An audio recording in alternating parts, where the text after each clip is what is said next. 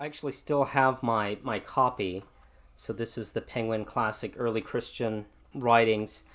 And by the time I finished the letters of St. Ignatius of Antioch, I was just completely confused, but confused in a good way. I was like, this whole evangelical charismatic thing that we were doing, that we thought was the early church, wasn't the early church.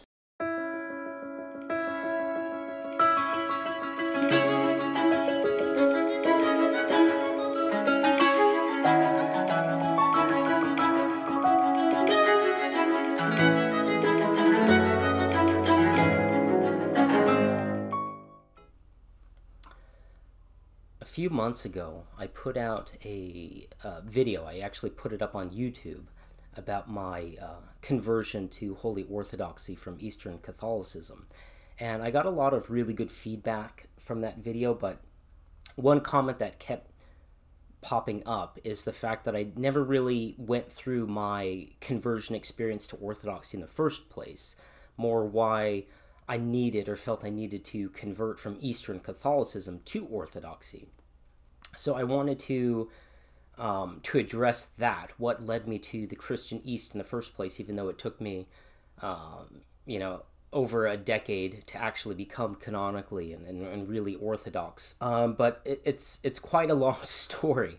But also recently I've been really inspired by my friend Paul Trinka. He's a reader in the Orthodox Church, and he put out a very long format video of his entire conversion process.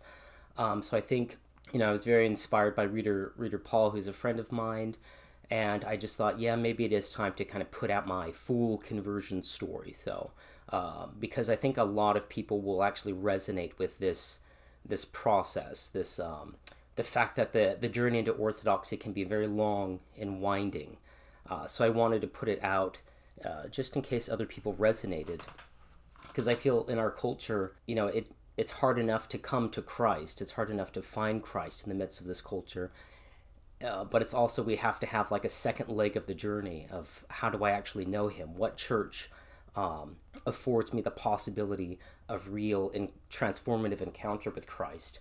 And it's like we all have these two-part conversions, a conversion to Christ, and then finally discovering and entering into the Orthodox faith. So this is my very, very long conversion story.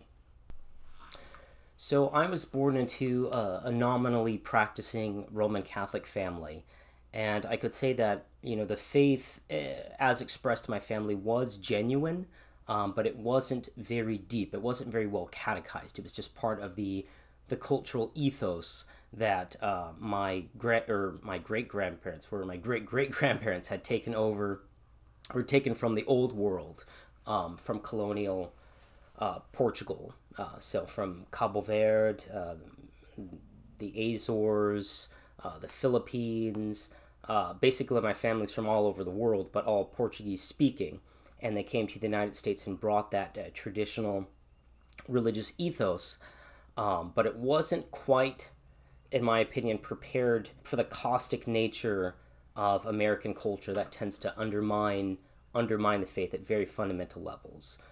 Even though it kind of keeps this exterior practice, it kind of hollows it out over time. And by the time you got to my parents' generation, that faith had pretty much been hollowed out. So I was raised with it, but not particularly deeply. So when I was growing up, my mother and father, who were really trying their best, they were just kind of products of their time, products of their culture. They were just involved in, not a bad lifestyle, but just the general culture that was around them. And long story short, when I was 5, my father was involved in a confrontation that turned into a death, a murder. Everyone was drinking. It's a long story. I don't really need to go into that story. But at the age of 5, my father was turned himself in because of his involvement in this incident, and then went to prison. And he would be in prison for the next 15 years. and that really began this downward spiral of my family life as a young kid. Because not too long after that, my mother, who had always been dealing with severe mental problems, she actually developed adult onset schizophrenia, which can happen between 18, early adulthood with traumatic experiences. So she fell into a full-on schizophrenic break, and this wasn't really diagnosed then, and they weren't really in a position to get any kind of mental help. So what wound up happening is that she began to self-medicating with drugs, with methamphetamines. Actually, her drug use predates her psychological break. So I was unfortunately born as like the classic drug baby. Underdeveloped and malnourished because of drug use during pregnancy. But when my father went to prison, that's when her drug use and mental health just completely spiraled out. So it became really apparent in the next few years after my father's conviction that my brother and I, so I have one younger brother, my brother and I couldn't be raised by our mother. She had no way to support us, and obviously the drug use and the mental health, it just wasn't going to work. So there was talk of us being put into the foster care system. Now, fortunately, we did come from a large, very warm, great family. So my aunt and uncle just felt convicted to take us in and raise my brother and I as their own. So I'm not starting with that story to say, wow, look at my traumatic early life experience, or that I'm a victim or something like that.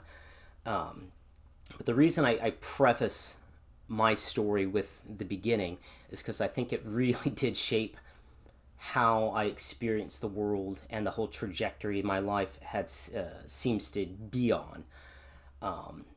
Today we have lots of vocabulary where we have lots of, sociology that tells us, broken families and traumatic experiences and the general degeneration of the culture really does affect people. Well, I mean, I know all of that because I've lived it. That is my story. So I very much connect with this whole concept of the the postmodern meaning crisis and how people are just born into an absurd world, because that was certainly my experience. But also, going through things like this as a child really taught me very deeply to think about what life is all about. I remember having those kind of questions because everything seemed so absurd, so unfair. Life seemed so tragic that I did have those thoughts, like as a little kid, that you're not really supposed to have, and that certainly has shaped my entire trajectory after that. But, I mean, we were raised by my aunt and uncle and had more or less a normal middle-class Californian upbringing. So my childhood was a lot more normal than it might seem with my story, but it also wasn't normal. There was that element of tragedy and brokenness. But like I said, that created me a very intense inwardness and contemplative or pensive kind of personality. Very difficult maybe to bond with other people, and mostly living in my head and thinking through my life. So as I continue with my story, if I keep focusing on the different books that I'm reading or the different ideas that I'm exploring, it's because that's how I live. That's in many ways how I still live. I live my life through my thought work, or live my life internally. And I think I've gotten better at being more, socially available than I certainly was as a kid or as a teenager. But anyone who knows me kind of knows I still have that. At the end of the day, I'm always thinking, and I'm always living life through thinking out life. And that's, I really think that happened because of my early experience there. Because I can remember, when our relationship with my mother started to break down, and we were living with my aunt and uncle for a few years. My mother, before her mental health really declined and she was in and out of psychiatric hospitals and jail, I just remember this experience where one day she had picked up my brother and I to come stay with her for a few days. This was when we were exploring the possibility, can she actually take care of us? And, I must have been like 6 or 7 years old, and I just remember just being struck with this question, like, what does this all mean? I mean, I was a little kid, so I didn't really have vocabulary to express this, but it was just this tremendous sense that there has to be some kind of meaning for this absurd situation, this absurd pain. And I just remember being captivated by that feeling that if all I do, I have to discover what this meaning is. So it was really seared into me. The whole, meaning crisis was very palpable, even as a little kid. So, I start going through life. Again, my family is nominally Catholic. There was a period where they were very focused on the faith, that we started to go into church regularly. My uncle, again, who raised us, he was actually not raised or born into or raised in the Catholic faith. So he did have an adult conversion, and I remember the whole RCIA, which is the reception of adults, the whole RCIA process, and this led to, this general revival of the faith as our family practice. And I actually remember with fondness that experience, even though there was some troubling aspects, of going to church regularly. But it wasn't really, there was no connection, at least I was making as a little kid, between that is addressing the meaning crisis. So as I go, into junior high school, and remember, I'm a very contemplative, very pensive kid, that meaning question is still there. It's still gnawing at me. And it does cause a lot of pain. My brother and I, just because of our early history, we were always seeing counselors and things like that. And I just hated that whole thing. I didn't want to talk about anything. I remember distinctly, just as a little kid, with this psychologist, and the psychologist tried to bring up the question of my mother. Just to give another little backstory, my mother's psychological health really started to deteriorate, and another one of those episodes where we went with her to kind of spend a day or a few days, well, she wound up kidnapping my brother, and we didn't quite realize that her mental health had declined to the point where she was actually trying to commit suicide with my brother, to take my brother and her to heaven so they could be, happy. And the police had to get involved. There was a search for my mother. Finally, they recovered my brother, and that was also a very traumatic experience. Maybe more so for my brother to almost be killed by your mother is kind of a traumatic experience. So after that, we, my aunt and uncle, my parents, made a real effort to kind of get us some psychological counseling. But so that's why we were seeing these counselors. And I remember the counselor was trying to talk about my mother, and what came over me was this idea, like, I really don't care. This doesn't affect me. At this point, I was becoming more and more nihilistic and just completely apathetic. And I remember the counselor just was looking at this kid. He was trying to get me to draw stuff, like, oh, draw your mother. What do you feel about that? And I was like, dude, I don't care about any of this. You could take your psychology and shove it. So I told him I didn't care. And he goes, Raymond, that's actually the problem. And that sort of ended our experience with, or at least my experience with psychology, is I didn't want to hear any of that. So come 7th grade, I still had this sense in me that reality needed to have a meaning. I needed to have some way to solve the absurdity for existence. And I remember that was right in science class where we had this great buildup to the great theory of everything, and that was the theory of evolution. And I remember this sense of anticipation, like I was going to get the keys that would unlock reality. It would be this like profound aha, epiphany kind of moment. And as it turns out, we went on some camping trip, or there was some kind of episode where I actually missed that session in my 7th grade science class. And I remember coming back and looking through the textbook and going like, oh my gosh, you guys already covered it and I missed it. That was the big, the big thing that was going to solve the mysteries of existence. So I actually just on my own initiative as a little 7th grader went to my teacher, my science teacher. I believe her name was Mrs. Brown. I could be foggy about that, but education or ideas is always very important to me. So I remember most all of my teachers, and remember when I learned certain things. And I pulled her aside and I said, "Look, I missed this? Can you tell me the thing?" So she sat me down and kind of went through the classical Darwinian theory of evolution, how natural selection, how species change over time, and lo and behold, we go from little one-cell organisms to us today.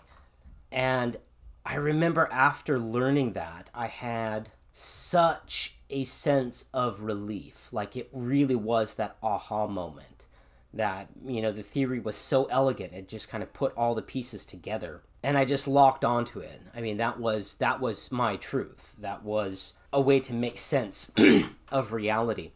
And what it also afforded me is to just bury the meaning problem, the meaning crisis. There was no meaning. It's just all random chance. This is just how reality is. And we can explain why by very tight causal reasoning. After that, basically, I became a militant atheist. I told my parents that I no longer believed in God. Actually, I had been professing atheism before that. I remember in the 5th grade when we were still in Catholic school, I basically said, I don't believe any of this. So can I, please not do the religion classes?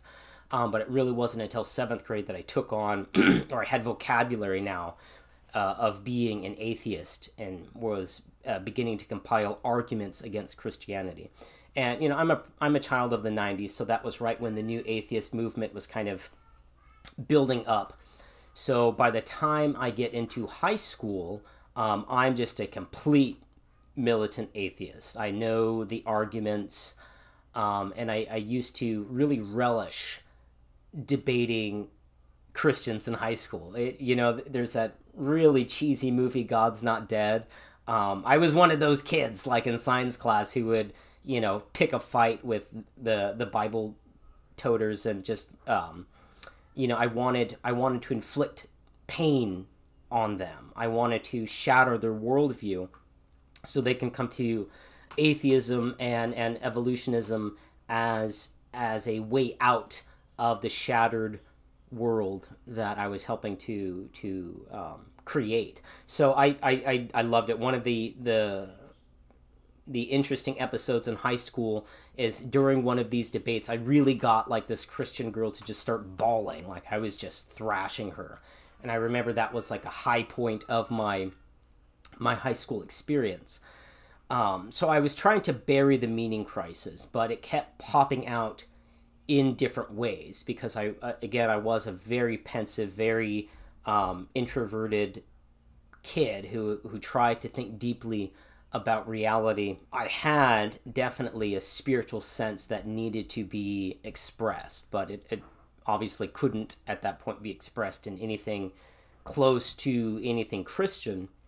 So what I started getting into after that, and again, I'm a product of the 90s, was the New Age was a big thing at that time. I remember a cousin of mine who we were raised with was studying he eventually went on to get his PhD in Massachusetts, but at the time he was doing his undergrad at Davis and at Berkeley, and he was taking all of these psychology of religion and shamanism and magic and all these classes, and I just ate this stuff up. I would pick his brain and take his textbooks, and I was just loving this whole sort of mysticism, and then it got into, as an atheist, as someone who explicitly rejects any meaning, what can be a spiritual path for me. And that's when I really got deeply into Buddhism. So at that point, I was completely nihilistic. I just wanted to reject society, reject life, and I started failing in school. I absolutely hated high school. And, they would bring me into the guidance counselors, and my academics weren't really good, but they're saying, well, I mean, Raymond's very intelligent. He should have really good grades, but the reality is I just didn't care about any of this stuff. And I remember telling my guidance counselor, he's like, well, what are you going to do as a career? And, all this stuff. And I just remember telling him, I don't care. My only aspiration is to be a wanderer, like maybe a Buddhist monk. Like, I'll just sleep on the ground and wander around and think about reality. So I was literally sabotaging my entire high school experience in this spiritual quest to bring together that spiritual inclination and my radical atheism. So that got to a point where they were about to expel me out of high school, and really fortunately, really luckily, they were going to send me to the troubled kid high school, but my parents were like, no, he's not actually a troubled kid. He's just very intellectually intense, and I just didn't respect any of my teachers because I thought they had really nothing to provide me, or I wasn't learning anything that I thought was actually useful. So instead, they put me into an independent study program, which was actually really good, where I could just study what I wanted at my own pace, work one-on-one with a professor. So it was actually a program designed for athletes originally, kids who are always, this is like pre-homeschool, kids, or before homeschool was really popular like it is today. So it's for kids who could be self-motivated and were just, it was impossible for them to show up at the high school. So I started doing this independent study, and that was really great because I had a very, very amazing teacher that I had for 3 years. I still remember his name, Mr. Kukovich. And Mr. Kukovich would basically let me study anything I wanted. And at the time, I was very, very interested in Middle Eastern history. So this was right at the beginning of the Iraq War, right after 9/11, rather. Actually, my first day at my new high school was 9/11. So Mr. Kukovich had this entire lesson plan, and he's like, throw that all out. What I want you to do is I want you to study the Middle East and get to know it inside and out. So I'm like, all right, that's what I'm going to do. So I studied that and World War II history.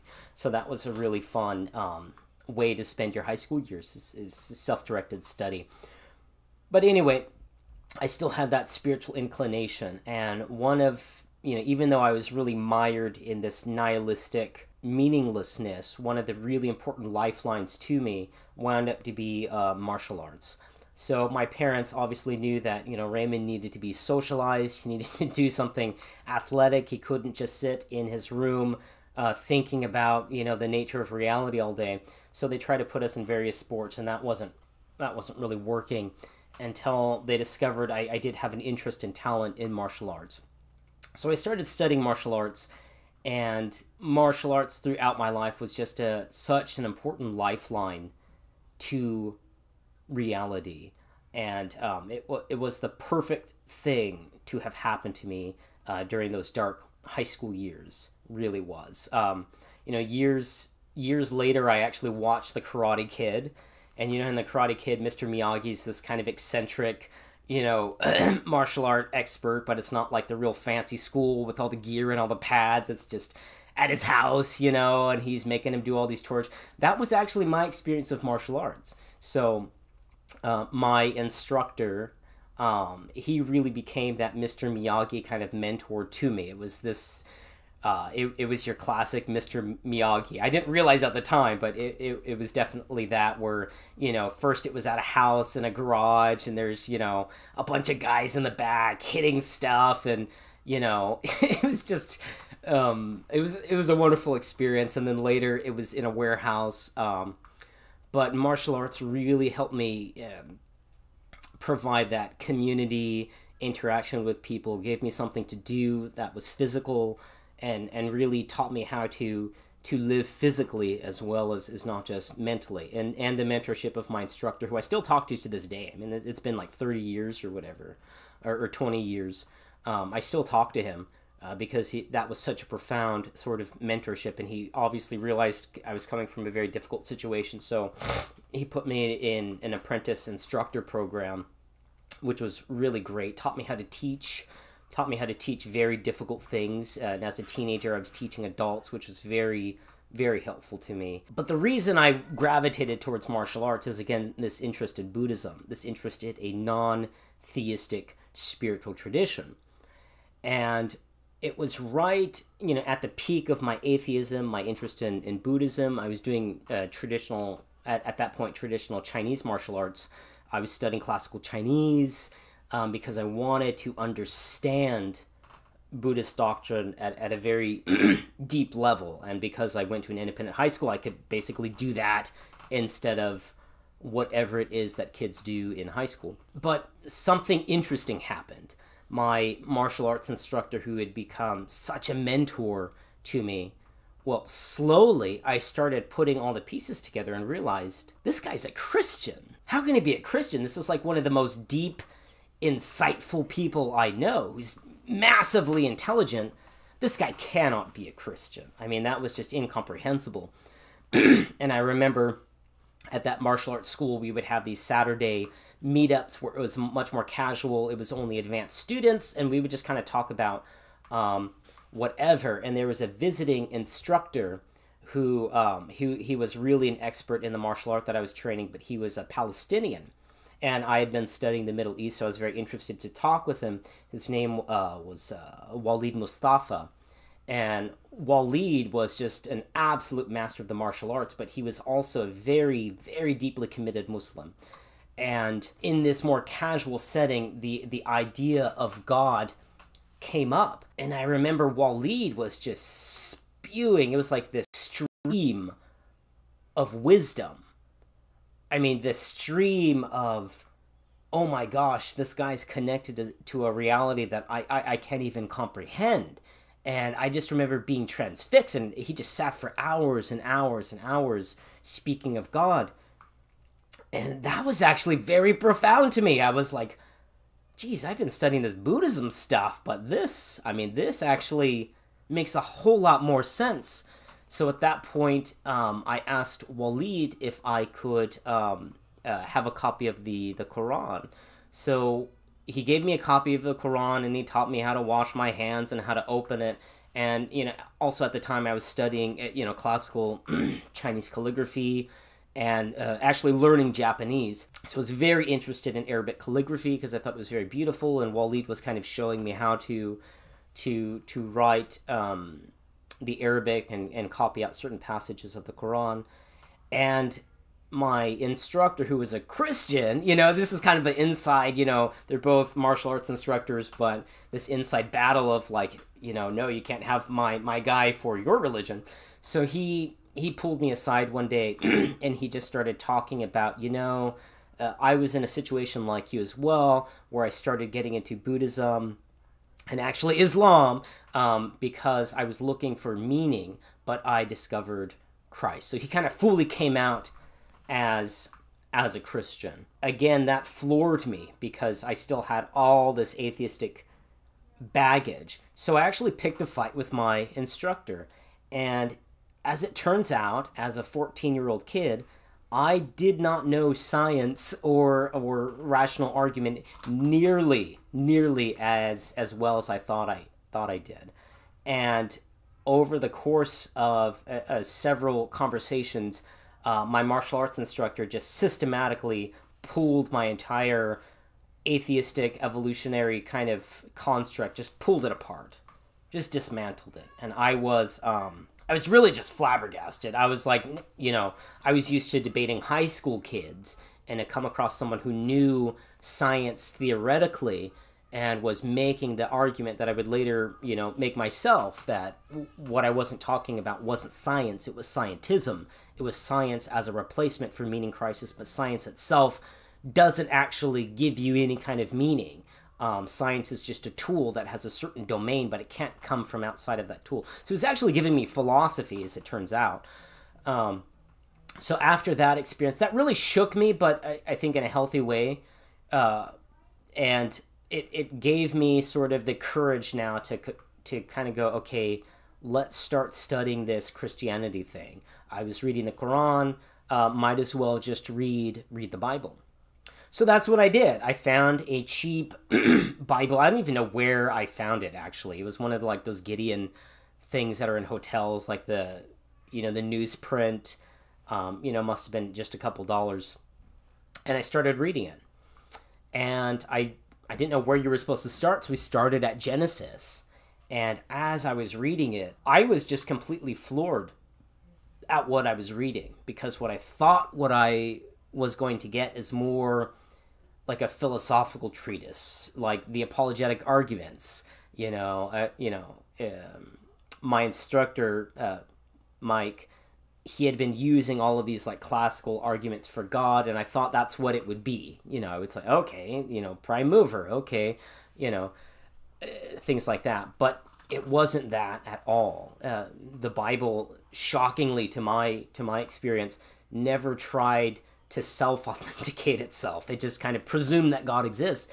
And what I found absolutely just intoxicating, like it was like a moth to a flame, was this idea that these people were actually knowing God, that this was a narrative, that God was speaking to Abraham, to Isaac, to Jacob, to Moses, and that he wasn't just this idea floating out there, but he was someone who could be known and actually talks. I was shocked that the Bible actually records the words of God. That was completely foreign. I never expected to find that. And I just got, like I said, just intoxicated by Scripture. I just plunged myself into it, just going, oh my gosh, I never expected this to be there. So that went on, and, later on, my martial arts instructor, Mike, he was like, oh yeah, I've seen you, you're carrying a Bible with you, you're reading it, that's really great. So tell me, like, what are you reading, And I told him, well, I just kind of started at the beginning, and now they're going through all these, like, sacrifices. In other words, I got to the book of Leviticus. And there's a joke within Protestant Christianity that, it's some difficult book that no one really likes to read. But I thought it was fantastic. I was like, this is so cool. But Mike was like, oh, man, I can't believe you made it. You made it that far. And I was like, yeah, I really like it. And he's like, okay, well, we'll keep reading. And finally he sees me, and, a few weeks later, I'm in Deuteronomy, and I loved Deuteronomy. I still love Deuteronomy. And he was so impressed that I stuck through it and actually got through Deuteronomy that he bought me a study Bible, a really nice one, with indexes and pictures and questions. I mean, it was really, really fancy. And he goes, look, I'm really excited that you're, coming to explore the faith. Let me just give you this study Bible. And then he says, but I want you to just flip all the way, a little further in the book, and why don't you go ahead and read this? And what he landed on was the Gospel of John. So I did what he said. I read the Gospel of John, and that was really my first experience of Jesus. Now, of course, I heard the words of the Gospel growing up in the Roman Catholic Church, but for whatever reason, none of that ever really clicked with me as Scripture. Like, I never made the connection. Like, when I talk about, like, poorly catechized, I really mean poorly catechized. It was just, like, churchy words that, this is totally, like, Novus Ordo Roman Catholicism. The churchy words that church lady says as, Father Rainbow Stole is doing whatever he does with the outfits or whatever. So it never made the connection that was Scripture. But I remember reading the Gospel of John, and again, that just intoxicating fascination with Scripture of what I was reading. It was like the dial was turned all the way up, and I think I read it all in one sitting. And I remember after that, I remember this very distinctly because I used to just to get space away from my family, away from my brother. I would sneak out onto the roof of our house and I would just sit and contemplate and watch the sunset or whatever. And I just remember I just sat there for hours and hours after reading the Gospel of John, and the sun had set. It was night now, and for the first time in my life, actually for the second time in my life, I really prayed. I began to pray, and I didn't know what prayer was. I began talking to God. First time I ever talked to God, I was 5 years old, and tell him, shove it, that I hate God. But this was like my second experience of actually praying after reading the Gospel of John, and I just remember this overwhelming sense of grief came over me, but it was like a cathartic kind of grief. I just began weeping hysterically and repenting. I didn't have any vocabulary for this. No one told me to do this, but I just had this overwhelming sense that I had been so foolish, that what I was reading here was real, was the truth, and I needed to embrace it, whatever that meant. So that was really like my conversion experience, and I would first get Protestant vocabulary to explain that experience, but later I think I came up with a different interpretation reading Saint Simeon the New Theologian, of just that wellspring of tears kind of renewing the baptism, that second baptism of repentance that introduces you to deeper communion with Christ. That's what was going on. So I remember that very moving experience, and I remember telling people about it. And at this point, I didn't go to any church, but it began to dawn on me that somehow having that experience now meant that I was a Christian, because that was sort of the general Protestant ethos, is you had your conversion experience, now you're a Christian. And I remember just being appalled by that. I was like, no. The Christians are the bad people. The Christians are the stupid people. The Christians are the people that I debate. Yeah, you might have some smart ones here or there, but this wasn't Christianity that I was experiencing. This was just spirituality. I certainly wasn't a Christian. That was something that at that point I just was not.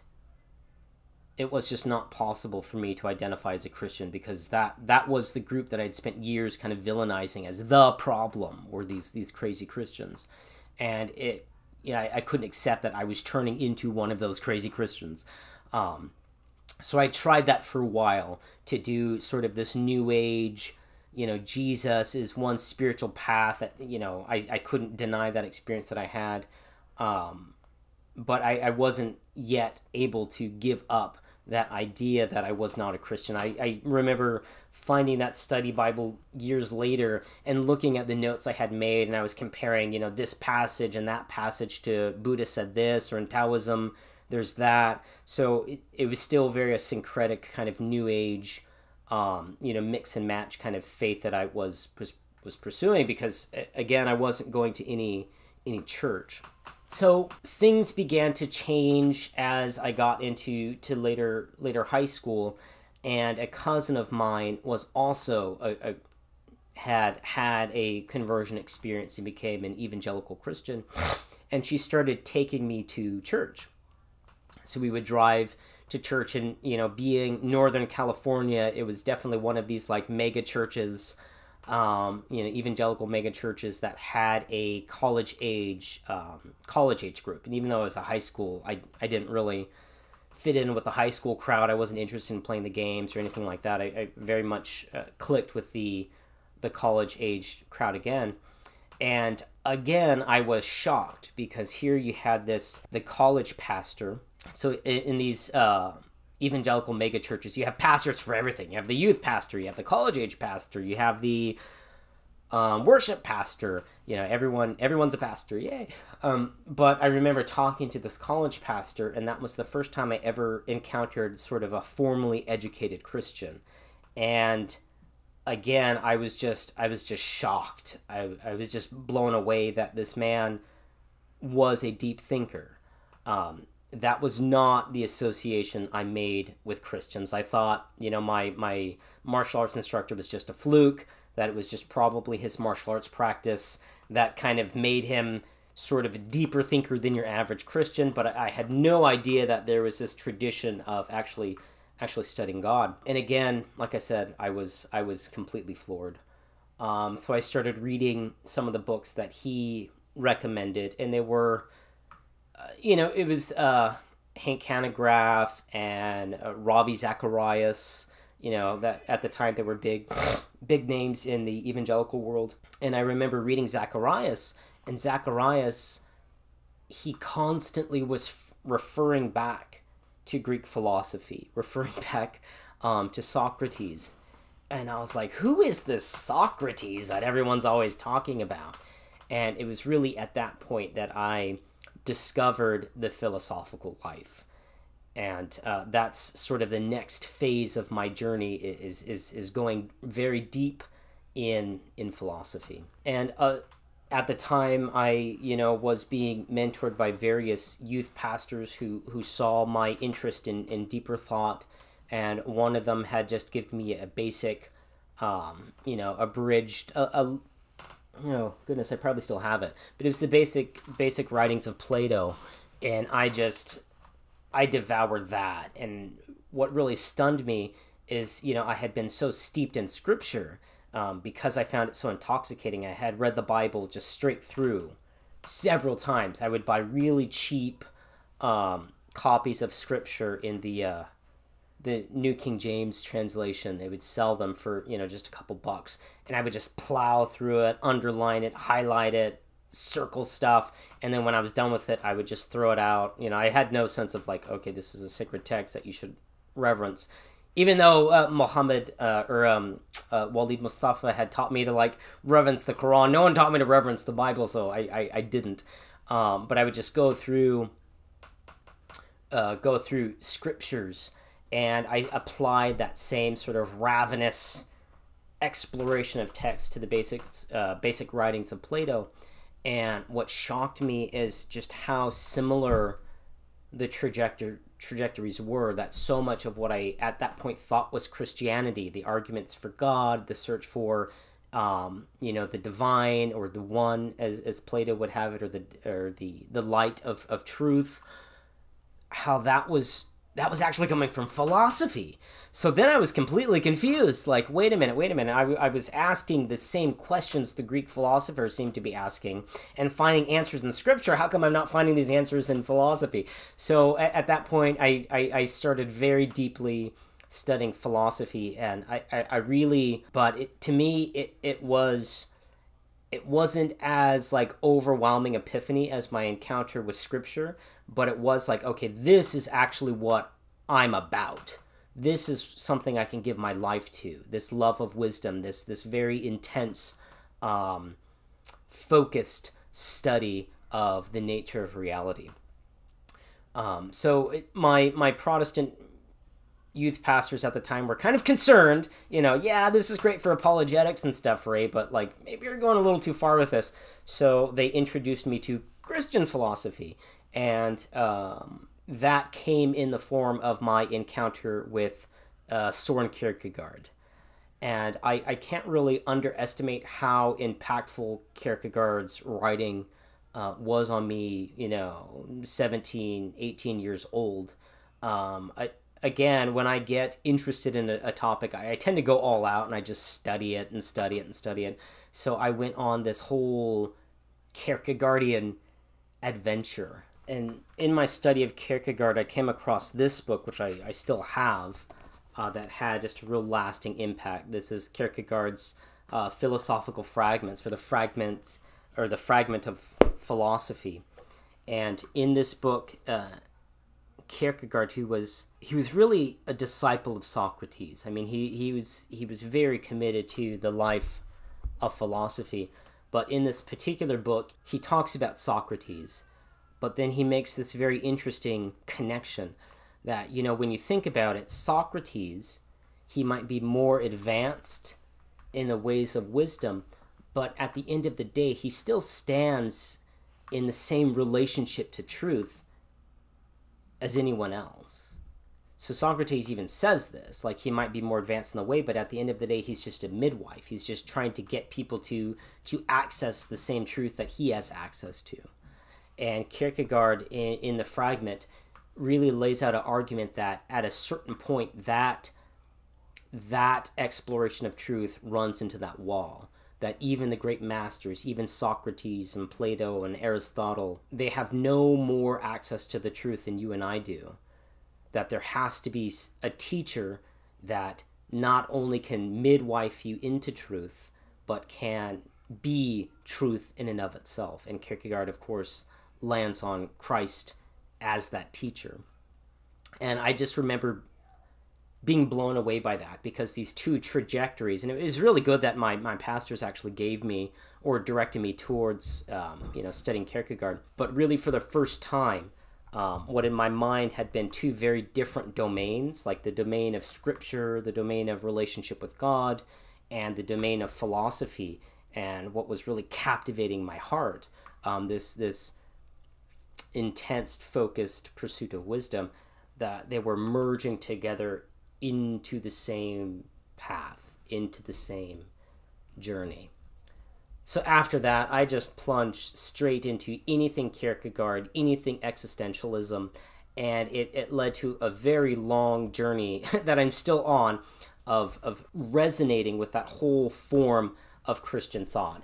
And it led to me very intensely studying German theology, reading Martin Luther, who I actually wasn't very impressed by, but eventually reading certain German theologians. So the German theological tradition has basically been seared into me, because it brought together that whole existential dynamic and brought together in my mind that idea of a focused study of being, that the philosophical life and the life of knowing God really converge. And I'll get back to that in the next leg of the journey.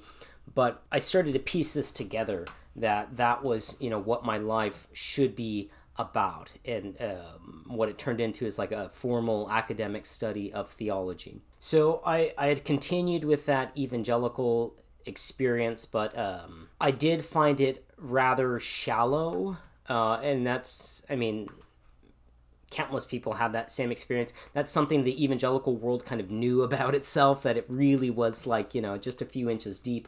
So they started doing this initiative to kind of do more small group meetings and Bible studies to kind of find the deep, quote unquote.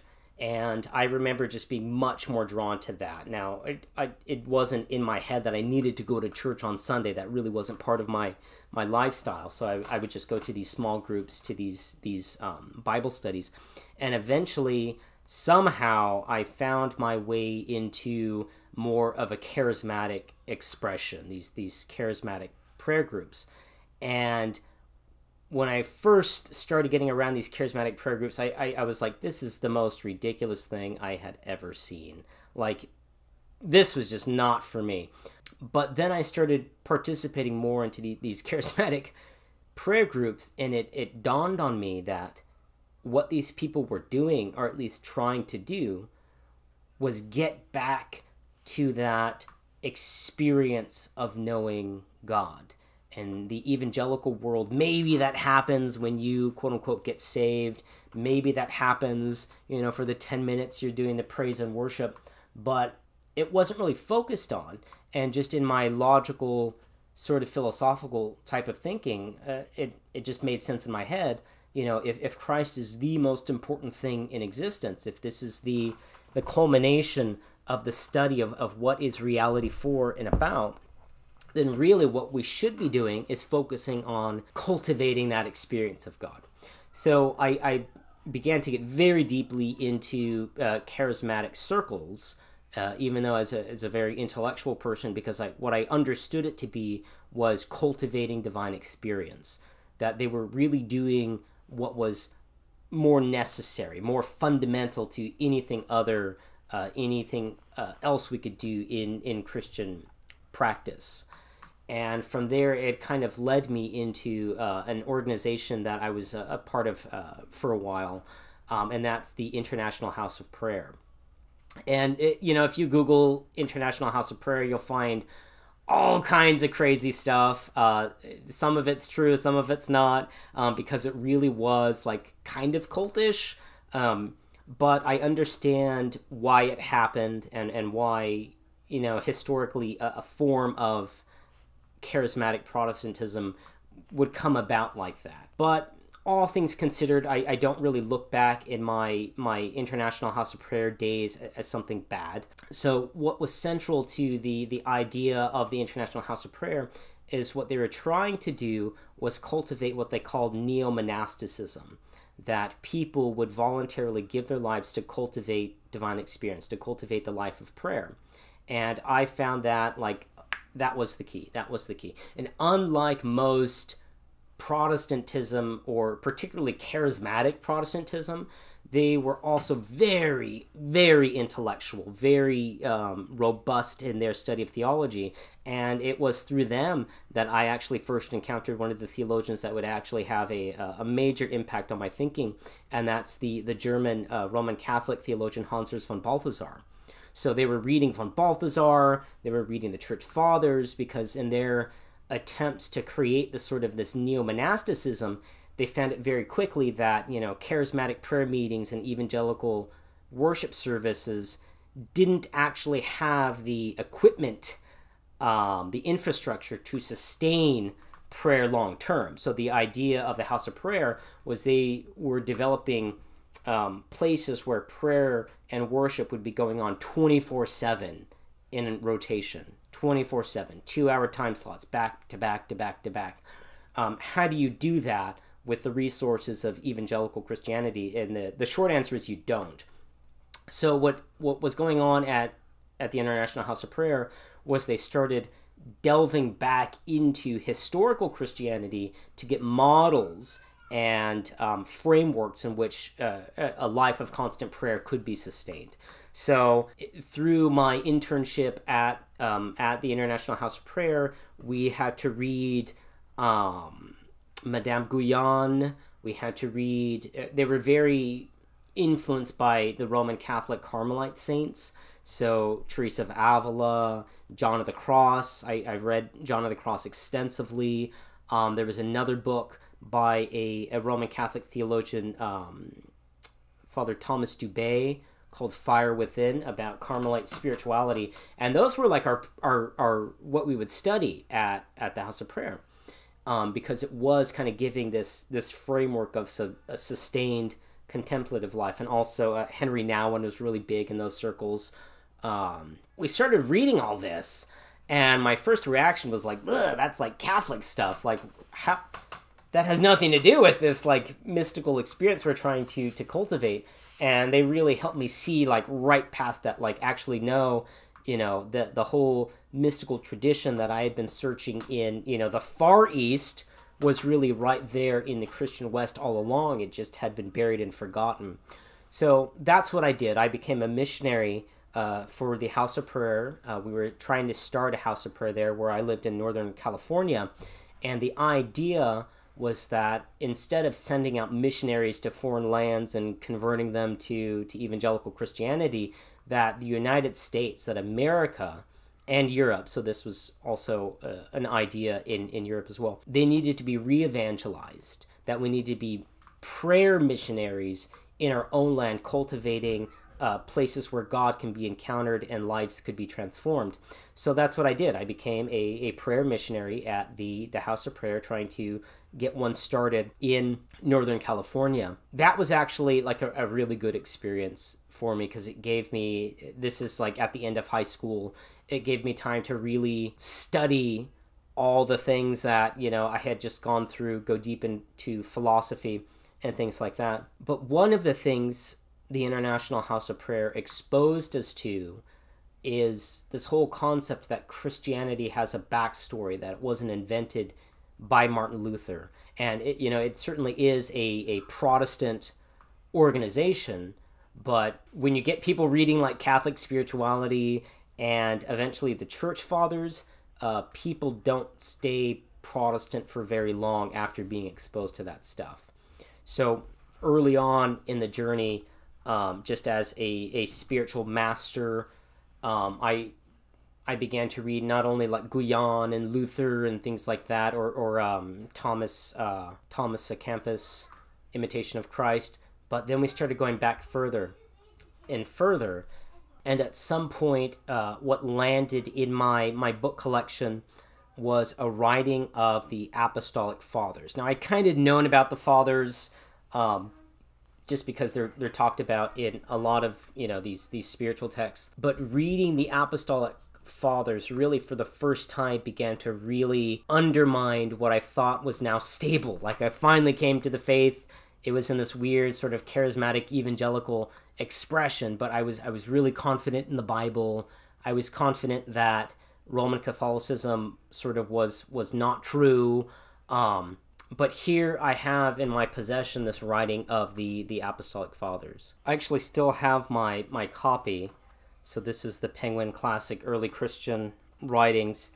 And by the time I finished the letters of St. Ignatius of Antioch, I was just completely confused, but confused in a good way. I was like, this whole evangelical charismatic thing that we were doing, that we thought was the early church, wasn't the early church. The church I was reading in that period right after the apostles didn't look anything like what I was doing. So this was actually very shocking, very confusing, and I just, it's still all underlined and circled and OMG'd and all kinds of stuff, this the book of the early fathers. So that really began to kind of shake my faith as it had come together really solidly at that point. And also at that point, the International House of Prayer was going through the first kind of round of its many scandals, and they started asking questions like, how does this organization fit within the larger evangelical Christian world? Like, is it a church? Is it a parachurch ministry? If so, like, do the people there go to church? And they really began pushing this idea that everyone actually does need to find an actual church and be a member of a church and not have the House of Prayer as your church. So what started to happen amongst a lot of the International House of Prayer folk is they got really into the idea of house church. And that's right when house church was becoming a thing. So we started some house churches, and that was sort of our pastoral sort of Christian community as we did the House of Prayer. But that brought up all kinds of questions. I was reading this book, Houses That Changed the World, I think it was called. Originally it was published in German, but that became one of the key texts we were all reading. And I couldn't really reconcile that vision of what church life looked like with the Apostolic Fathers. I mean, you have bishops, you have liturgies. I mean, I read the Didache and I was like, yeah, we don't do that, So that became sort of a crisis point, an inflection where the House of Prayer needed people to actually go to church. So because we were asking, what does that even mean? It really wasn't jiving with what I was reading. So come to find out, actually, a few years later, many people in the House of Prayer world were asking very similar questions and on very similar trajectories. And a lot of them wound up converting to Roman Catholicism. Of the group that I was in Northern California, I would say a good half of the younger people that I was associated with, I used to help run the youth internships there at the House of Prayer, converted to Catholicism, or as it turns out, Orthodoxy. So the House of Prayer began to be in this crisis because other Protestant ministries and churches were saying, look, you're having these guys read all these Catholic saints and the church fathers, they're all converting. And basically, these congregations were getting very upset at the House of Prayer. There was scandals. Our kids are leaving and going, joining Roman Catholicism. We really have to shut this down. So not too far after that House of Prayer actually went under because it got into this sort of pastoral tension with one of the main churches that was funding the whole operation. So it was kind of shut down. But my trajectory, after reading the Apostolic Fathers, I was already fairly comfortable sort of with I was about to say online apologetics. This was before online. So this was all like radio, like listening to Hank Cannegraph, the Bible Answer Man. I was very comfortable with the whole world of radio apologetics. So as it turns out, I started listening to Catholic Answers and Catholic apologetics, Trent Horn, those kind of guys. And that completely jived with what I was reading with the Church Fathers. So I was, intellectually coming to know this faith, and you had all of these people in very sophisticated ways giving arguments to, the Catholic Church really was that church that I was being drawn to. Now, again, the experience of the Catholic Church that I had, wasn't, I was like, this is, how am I getting argued back into Catholicism? But sure enough, that's basically what happened. I was convinced by Roman Catholic apologetics that this was the true faith. So not too long after the House of Prayer started to sort of unravel, and I was no longer going to be involved in that ministry anyway, I started the conversion process to Roman Catholicism.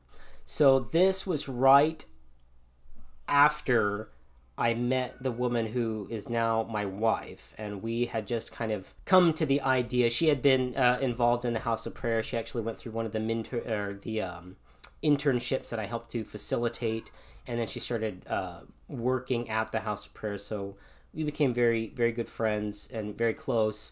And we decided, this is probably God's will for us to kind of pursue this relationship, and with the idea towards marriage. So this was probably like 2006, 2007, something like that.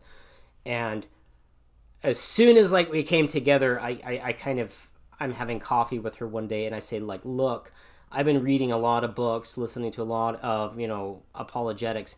I think I'm becoming Catholic. And she was just completely confused, because coming from an evangelical background, she wasn't making the same connections that I was making. So she was like, what are you talking about? We're doing this House of Prayer. This is totally going against everything that you say you're about. And I was like, well, it's really not. This is the natural, in my mind, was the natural conclusion or culmination of that. But it was just like, well, oh my gosh, we probably can't then enter into a courtship, because if I'm to become Catholic, that's just not on her radar at all. So that caused some tension there, and some, confusion as to where our life together was actually going to lead. But I did pursue it anyway. So I did enter, again, into the process of becoming Catholic. Because I was baptized and confirmed Catholic as a child, it was just a matter of going to confession. So that's what I did. And it at least gave me some way to continue also exploring my faith, my intellectual pursuits. So at the time, I became really good friends with some ladies who ran a Catholic bookstore.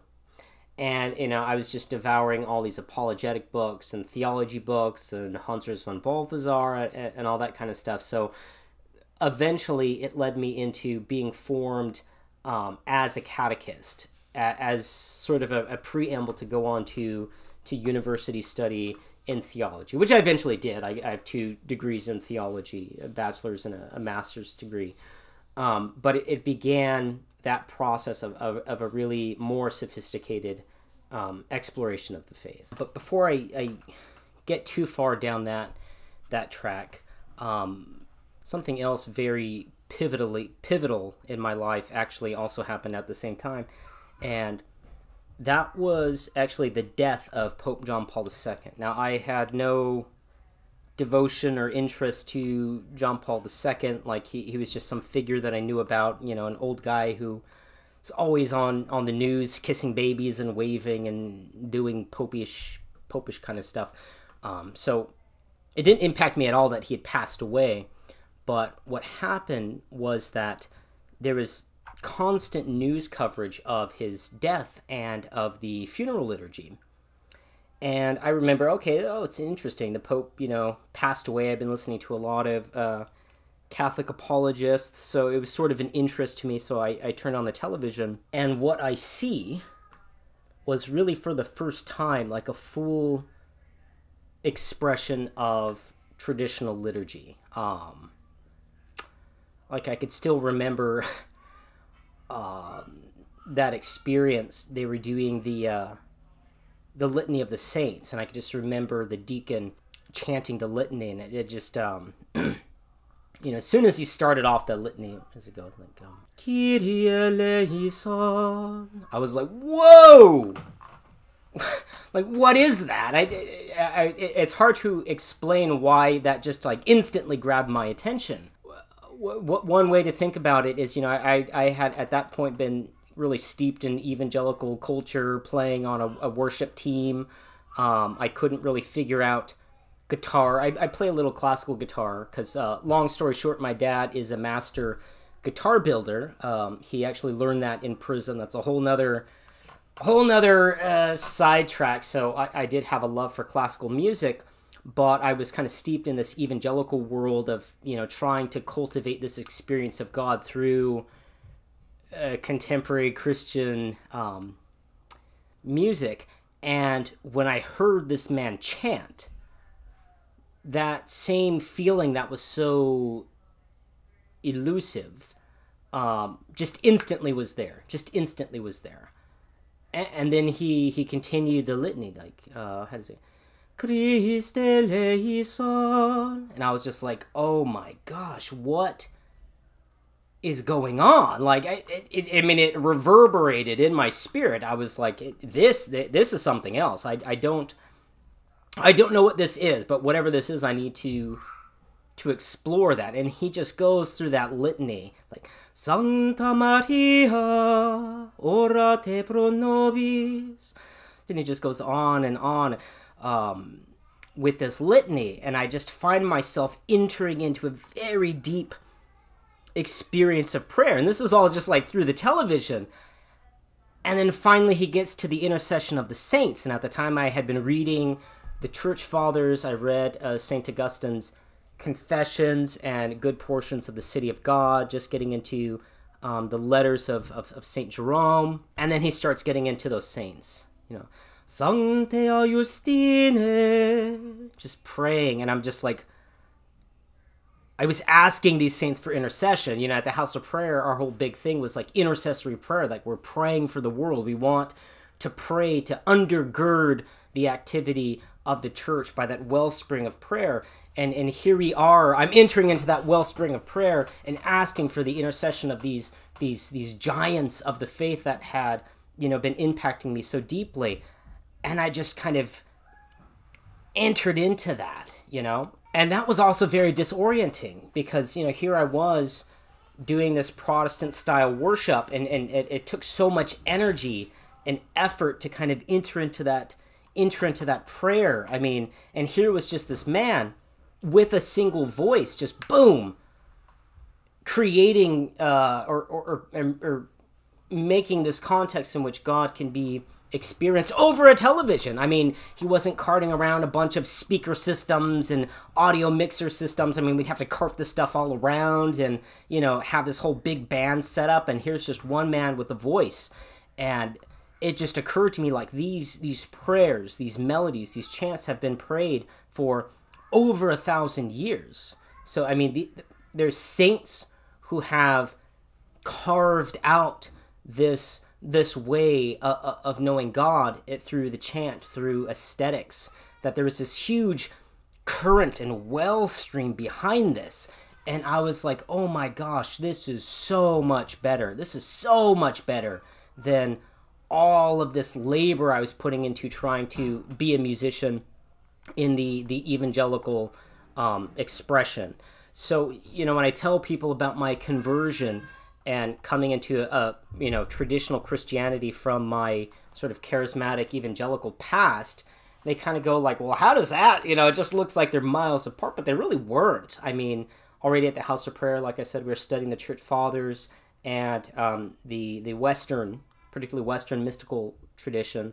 But we were also trying to create these spaces of worship, and I personally wasn't really committed or didn't really have any deep connection to the style of evangelical music. I mean, I couldn't play guitar, like strum guitar, so I played cello instead, and I found out I could pick up the cello fairly well. But when I encountered traditional liturgy, when I encountered particularly chant, this whole aspect of what I was craving and searching for, like, oh my gosh, there it was. And it was so simple. I mean, it was just plain chant. And that really began like a what will likely, be a lifelong passion for sacred music, particularly chant, and just whole aesthetic experience of the faith that facilitates that mystical experience. So I was all in. I was like, sign me up for whatever this was. And I remember, this is again pre-YouTube, or at least before I knew about, YouTube and internet. So I just remember I watched that funeral liturgy over and over and over again. I stayed up really till like 3 a.m,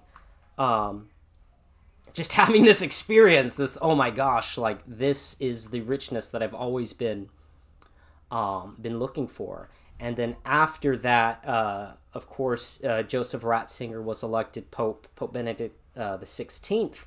So I was like, okay, who is this guy? So I went to that Catholic bookstore that I'd referenced, and I just bought like any Pope Benedict, or it also Joseph Ratzinger. They put a little sticker on it that says now Pope Benedict the 16th. I bought like all of the books of his that I could find, and I just devoured them. I remember reading Joseph Ratzinger, and it was like all of the pieces were now coming together. My intellectual pursuit, my interest in theology and philosophy, my concern for aesthetics, and this whole new reality that I was discovering with liturgy, it was all like brought together by this man. And I just remember being so profoundly moved by his writings. And that's when I said, like, I have to become Catholic. Like, sign me up. I want to, whatever that is that I experienced in that television broadcast of the liturgy, I want to be in that. I want to know that inside and out. That's kind of also led to my conversion. Like, now I didn't just have this philosophical or theological bent. I had this whole new reality of aesthetics that I didn't even know was there. I didn't even know it existed, and I didn't know that I would find it so compelling and would eventually become a huge part of my life. Like, a lot of people know me through iconography, but really iconography is the only aspect of the artistic tradition of the church that really I found a way to like run with. But my interest is really on the whole. Like, first it was really music. I loved music. I started learning the Gregorian propers of the Mass and some of the antiphons, just to sing this traditional chant, and really heavily studying architecture. And at that point too, I started getting sort of glimpses of the Christian East. At that same funeral liturgy, at the end, they had all of the uniate bishops come out and do a panihida, a memorial service, and I just remember like, whoa, this is cool too. Like, these guys have way cooler outfits, and there's holy smoke going on, and I started to discover Eastern Christianity through that liturgy as well. And also with Benedict the 16th, that was really, what came to be the Pax Benedictus, the peace of Benedict, where traditionalism was now acceptable within the Roman Catholic Church. Because I kind of knew, talking about that liturgy, I had gone to a few Roman Catholic masses, and when I was watching that liturgy of the funeral of John Paul II, I actually kind of got a little upset. Not only, was this like exponentially better than my Protestant experience of the worship that we were trying to do, but it was also way better than the Roman Catholicism I had been exposed to, and I just couldn't square that. Like, this was so much better than the guitar masses and Father Rainbow Stole, and Susan from the parish council doing the readings and everything. This was way better. I started to realize like there was this internal division within Catholicism of this kind of more traditional wing, but that was now, like I said, it was at peace. It was being brought into mainline, or brought back into mainline Roman Catholicism with Benedict XVI. So I felt like it was really safe now to explore this whole aspect of the traditional liturgy. And again, this caused a whole new trajectory in my life of a very profound study and love for traditional liturgy, which I still have. So we became Catholic, and I say we because my wife, she had a very different. We're just not the same. Like, I'm very, oriented towards the theological aspect and the aesthetics, but she had a very different approach to Catholicism or her conversion, and she needed to come to it through a different path. But we both did convert. She went through the RCI process, and we were in 2009 married in the Roman Catholic Church. But kind of before that happened, it became clear to me the costs that would be accrued by me becoming Catholic. I had been working at the House of Prayer. I had been being mentored by my pastors, and I had a very clear trajectory towards doing ministry full time. That's really all I wanted to do. And being married in the Catholic Church, because there's no married priesthood, that would really be the end of that whole trajectory. And then here, all of a sudden, was this whole new reality of liturgy and priesthood, that I could make that liturgical life my spiritual life as a priest. And it's a little different in Orthodoxy. I'll probably talk about that later, but at the time I couldn't see how I could really enter into that full liturgical life by not becoming a priest. And that was a huge tension right before we got married, because every Catholic I knew was like, you obviously have a vocation to the priesthood. You need to really think about that. You need to discern that and, really test it. So for a while, we were flirting with the idea of, calling off our engagement so I can just go on discernment retreats and things like that. And that just caused such internal turmoil with me, because I felt like I just found this new treasure, but I wasn't going to be able to really take hold of it if I got married. So I remember one day, we were going to the Cathedral of the Blessed Sacrament in Sacramento. It's a very beautiful building, and they had a very, like, it was one of the mythological, Reverend Novus Ordos. It was the new Mass, but it was the Gregorian propers and full-on Palestrina 5-part, sheet music and a grand organ and incense. So it was really, like a high church Novus Ordo kind of thing.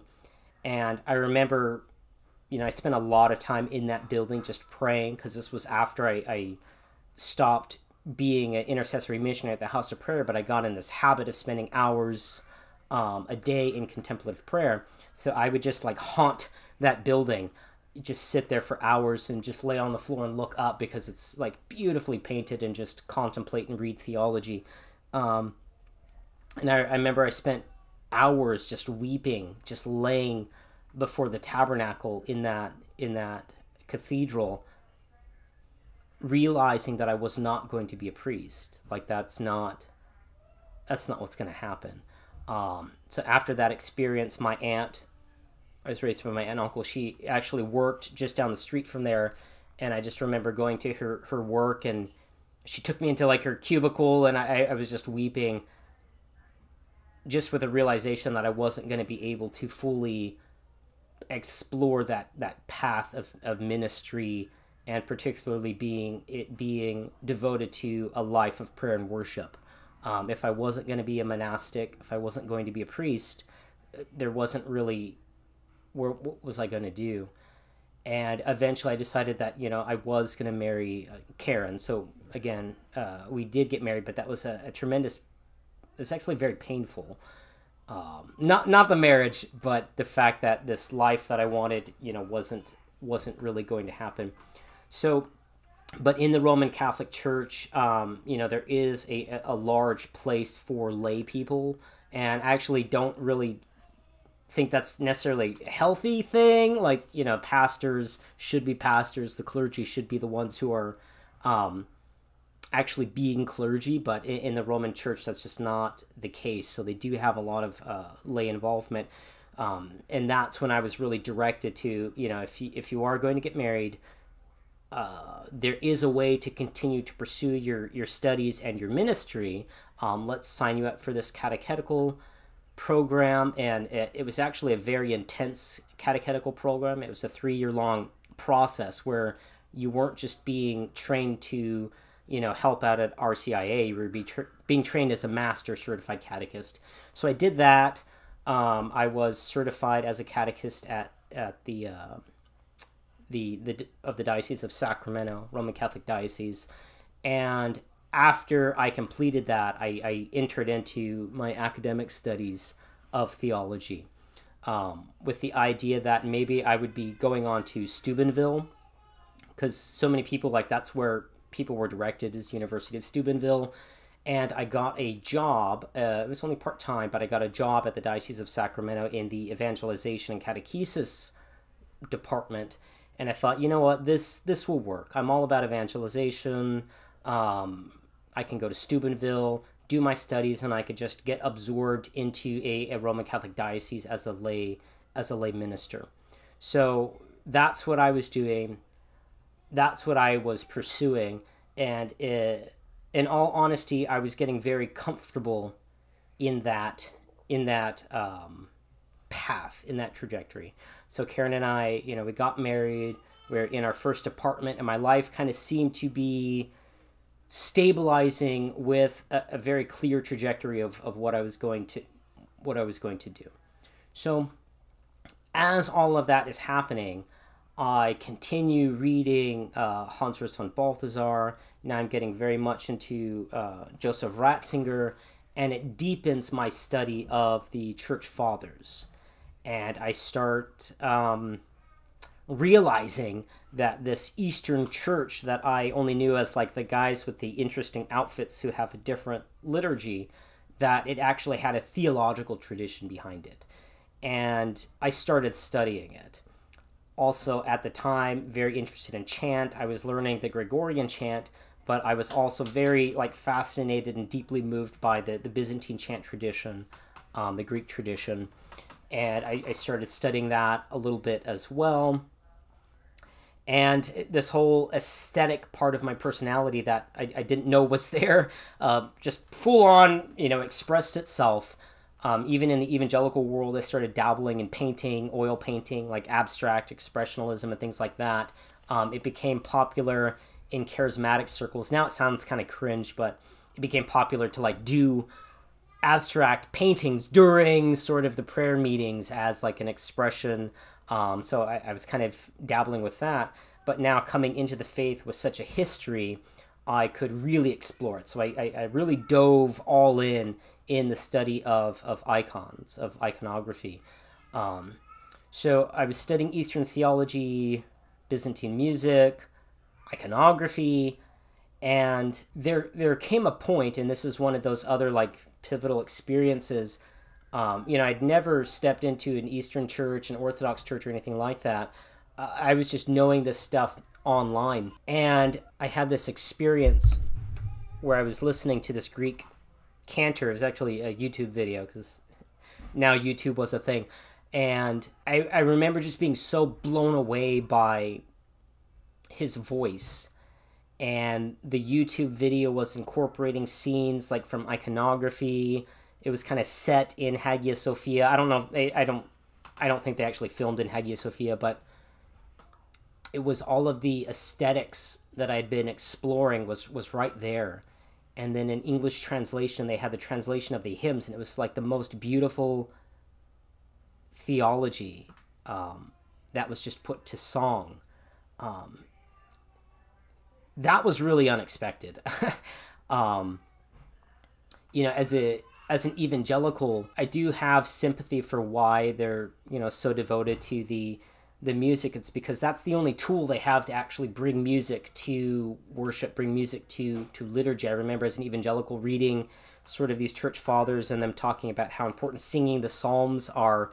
You know, how do you do that? So we just kind of would make it up, like, you know, blessed is the man who walks not in the counsel of the wicked. You know, there was no way to really express it without a chant tradition. And that was just scripture. Like, once I figured out you can pray the Psalms with these chant melodies, it was like, oh my gosh, that was a whole new level. And there it was on this YouTube video, where it wasn't just a psalm, it wasn't just the ordinaries of the Mass, it was theology. It was that deep hymnography that's so dense with theological insight, but it's not like a head knowledge. It's just like this living reality.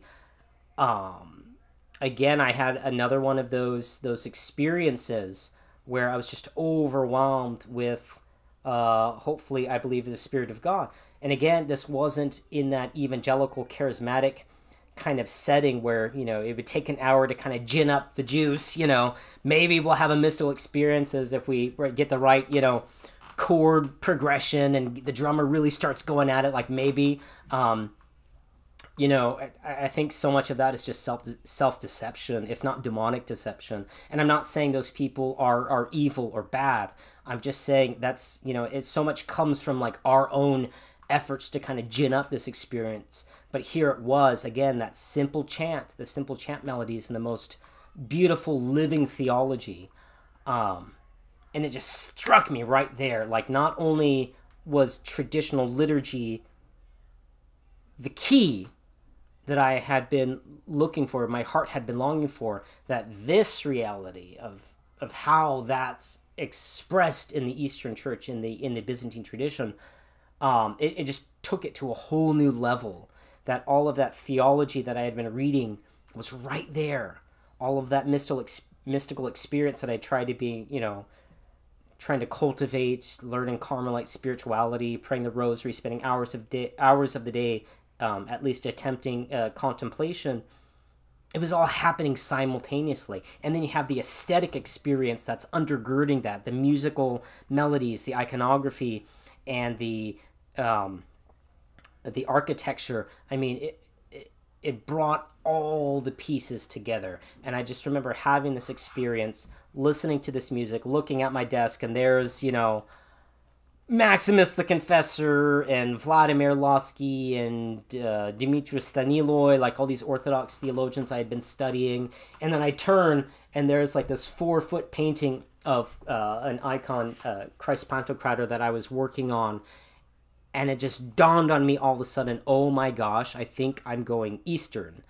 And at the time, Eastern Christianity is still part of Catholicism in my head. I realized that there's like Orthodox, but they were like schismatics. They were separated from Rome. I didn't, to tell you the truth, I didn't actually know that Orthodoxy was that big. I thought Eastern Catholicism was Orthodoxy.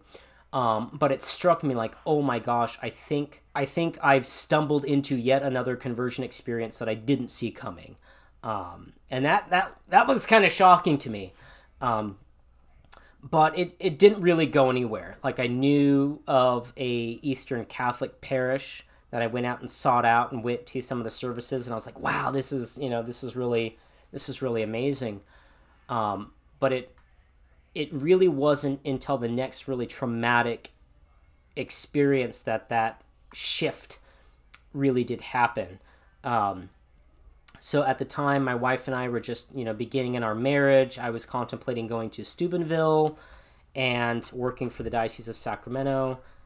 And when my wife was 7 months pregnant with our first daughter. I've now 5 daughters, but with our first daughter, my mother died. I get a call from my aunt, my mother's sister, who I actually didn't know very well, and she said, Raymond, come quickly. Your mother has passed away.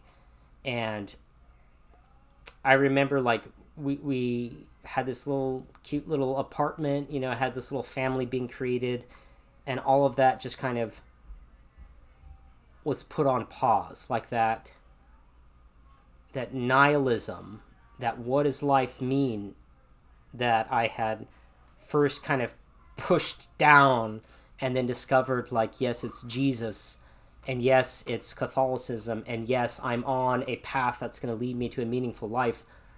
All of that questioning popped, like, instantly back up.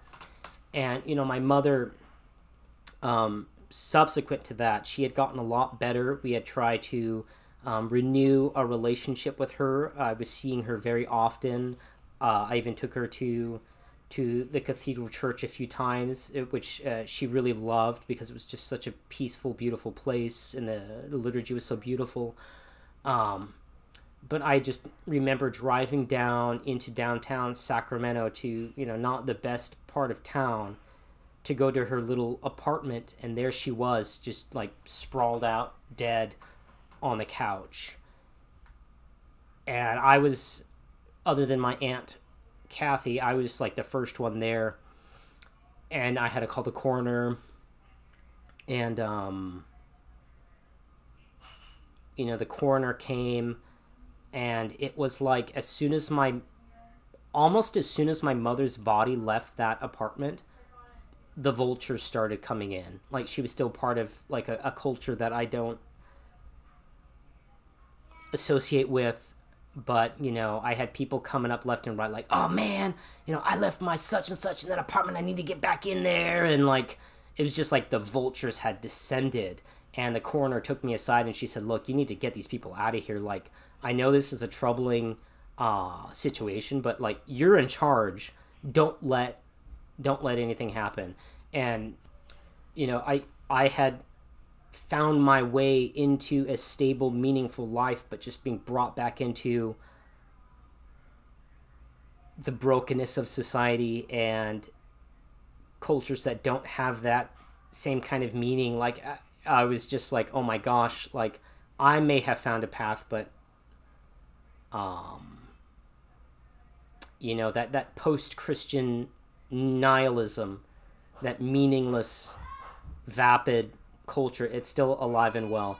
So over the next few days, I start cleaning out my mother's apartment and just going through her belongings and just realizing, like, this is a human life that was in many ways wasted.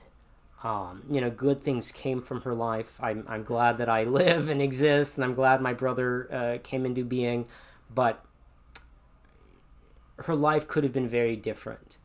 And all of those questions of what is a way to live meaningfully became palpable again. And I just started realizing that experience I had with my encounter with the Christian East, it made me question the path that I was on. Like, would it be meaningful and beneficial for me to work in, a Roman Catholic diocese and have my heart in another world? And I was just, like, recovering from the fact that I wasn't going to be a priest as well. And that stable, meaningful lifestyle that I thought I was creating all of a sudden just became empty again. I just remember, this was a very difficult time. And it wasn't a difficult time because I was really mourning the loss of my mother. I didn't really know my mother. It was more I was being confronted with the question of meaning yet again. And I remember the funeral home that I was working with, very graciously, even though we had to cremate my mother, they let us do a viewing of the body. Because they knew, it was really just my brother and I who were taking care of all of her funeral arrangements and had to pay for the cremation and all that stuff. So they just kind of gave us a break and said, look, we won't charge you, just come do a viewing. And I was there at the viewing, kneeling down, praying the rosary, which was my custom at the time, over my mother's dead body. And I just had this sense, and I'm not claiming like a vision or anything like that, so take it as you will, but I just had the sense that Saint Nicholas, who I knew nothing really about, I mean, it was Santa Claus, but oh yeah, did you know Santa Claus was actually an actual bishop, and I'd seen icons of him and things like that, but I got this sense, this overwhelming sense of a paternal, pastoral, comforting presence, and I just felt like it was Saint Nicholas. And I just got this mental image. I'm not claiming visions or anything like that, but I just got a mental image of Saint Nicholas like blessing me, but he was vested as an Eastern bishop and blessing me in a way an Eastern bishop would.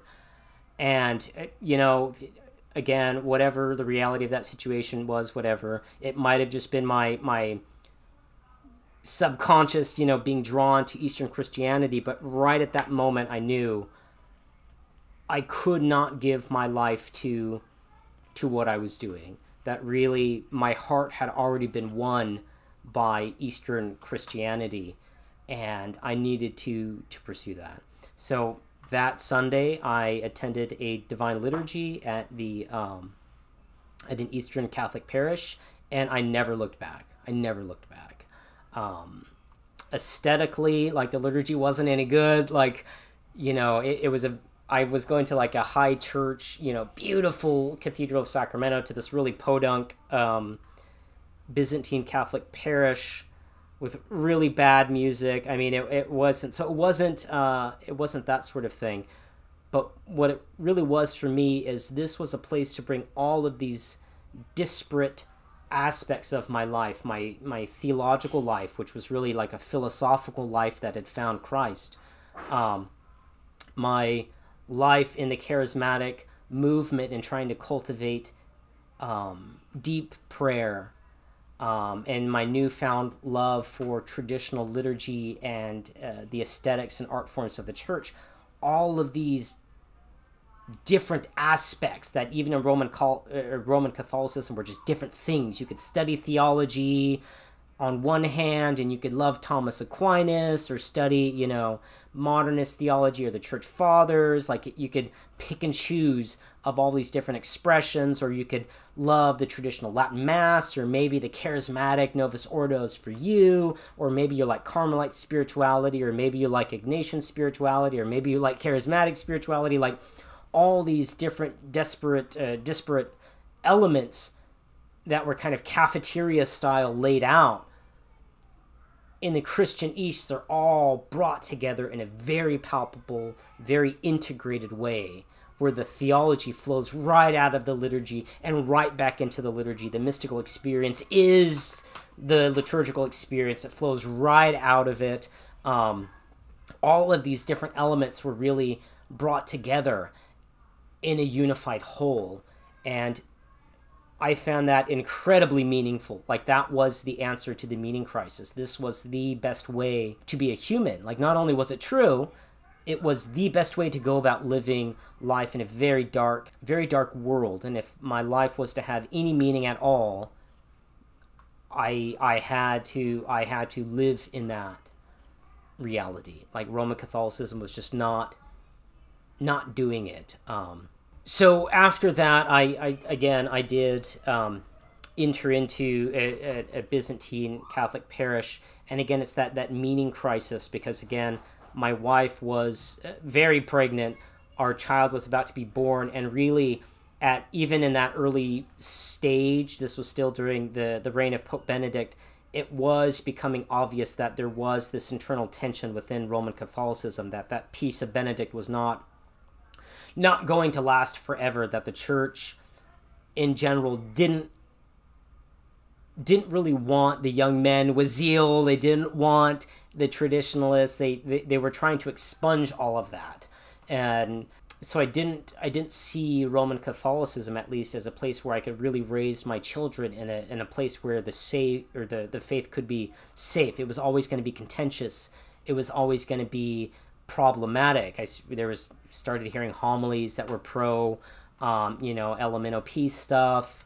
A lot of harassment towards young, particularly converts, which is so often the case. Like, converts read their way into Catholicism, and they realize very quickly that the church they read themselves into is not the church that exists. You kind of have to do a lot of mental gymnastics to just square that math, and that was certainly my experience of that, and a lot of just harassments from Roman Catholic clergy who, just hated converts. They hated young men who weren't gay anyway. So in Roman Catholicism, even though we're at the Cathedral of Sacramento, we kind of associated with, the more traditional or conservative people, would very particularly not go to certain masses that were the more liberal priests and things like that. I wasn't quite prepared to go full on Latin Mass, but that was certainly sort of on the radar. And I just didn't want that for my children. If it was this difficult for me to come to what I thought was truly meaningful, the traditional faith, why would I want them to be raised in a church that traditional faith was so hard to find, or it was such a battle internally? So we started going to the Eastern Parish, and my first daughter was actually baptized in the Orthodox manner in the Eastern Catholic Church, and that's where we were. I was all done with my studies for catechesis at the Roman diocese. I still kind of worked for the Diocese of Sacramento, but eventually I just stopped doing that because I wasn't going to Steubenville, again, because that whole trajectory had changed, and I started going even deeper in my exploration of Eastern Catholic or Eastern Orthodox theology, and that's when things started going wrong. So at this parish, because of my background in catechesis and RCIA and things like that, we started doing a little meetup groups and catechetical formations. And at the time, I'd started auditing classes at the Sheptytsky Institute, which is a Ukrainian Greek Catholic university in Canada, and they were reading very, very deep Orthodox sources. And also at the time, I started reading Demetrius Daniloi and St. Gregory Palamas. And I was just blown away by this theology. It was making all of these connections that I implicitly, intuited were there, from reading the Church Fathers and Honorius and Balthasar, but it was coming together for me in a very coherent, systematic way, especially reading Staniloy. And I was shocked by how good this theology was. But then again, I had this background in Roman Catholic theology. So I remember I took a piece of paper one time as I was trying to study through this stuff, and I was just systematically in prepositional calculus, just kind of laying out the system of Thomas Aquinas, and on the other side of the paper of St. Gregory Palamas. And I had a real profound oh shit moment. I could not reconcile these two. They were going in two different trajectories, and that was my first uh-oh moment. But then again, in Eastern Catholicism, like I said, at the Sheptytsky Institute, I was still trying to figure out where to go to school, so I was looking into Sheptytsky. But at the time, you also needed to know French, because some of the classes were in French. So I was, studying, just auditing the Sheptytsky classes, and I was like, well, okay, they're two different traditions, but they're all traditions of the Catholic faith. That's kind of the Uniate position. So I was leading this little group, and we were reading just the catechetical materials put out by the eparchy, which actually aren't really bad. And I noticed, in the footnotes in the bibliography, there were all these same Orthodox sources that I had been reading. So at the time, I was really taken by the theology of St. Gregory Palamas and the experience of the divine energies.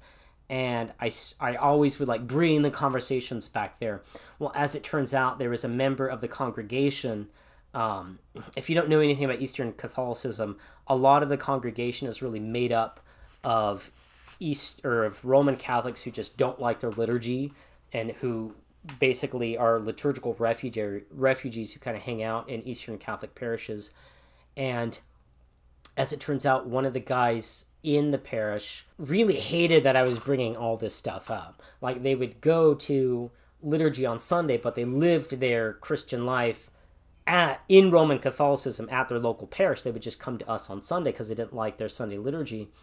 And also, the pastor of that particular parish, he was a married priest, and his wife was Roman Catholic. So his family, like, half the time went to his wife's Roman Catholic parish, and then they came to the Byzantine parish. And I was basically identified as a troublemaker, as someone who was more Orthodox than I was Catholic.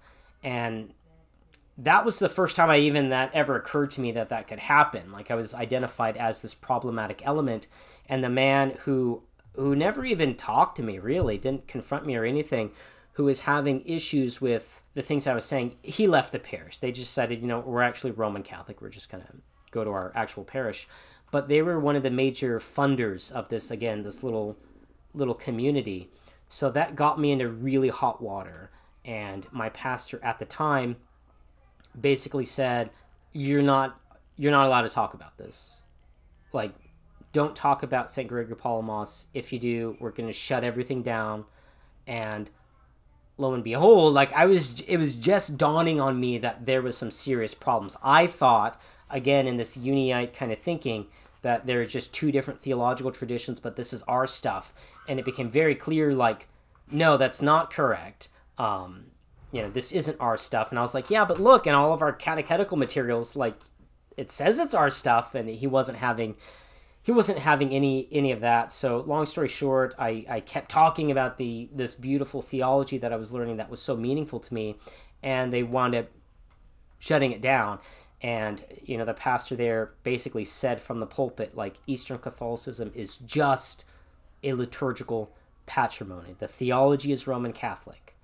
And that really struck me as a profound blow, because I didn't become Eastern Catholic really for liturgy. Like I said, I had really good Roman Catholic liturgy. I was attracted to the wholeness of it and how the theological life was completely integrated. So that was the first of many, many moments of, I think this way of being an Eastern Christian, this way of going about being Orthodox wasn't going to work out. So I was kind of, identified as a problematic element in that parish, but I couldn't leave because at the time, just to kind of back up, because I was preparing for a theology degree, it's a humanities degree, which meant I got to basically study all kinds of stuff for a few years. So I studied particularly vocal performance, so I could really learn the chant. And at the time at that parish, I was the cantor.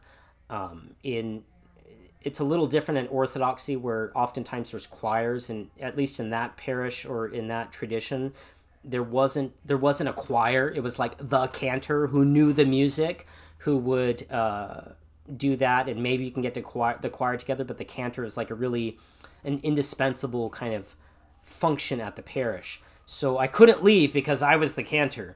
The former cantor had left. No one knew what happened to him. He actually left right before Great Lent.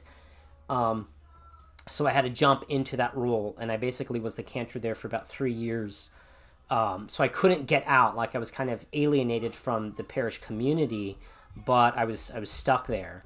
So that was a very, very painful experience for me.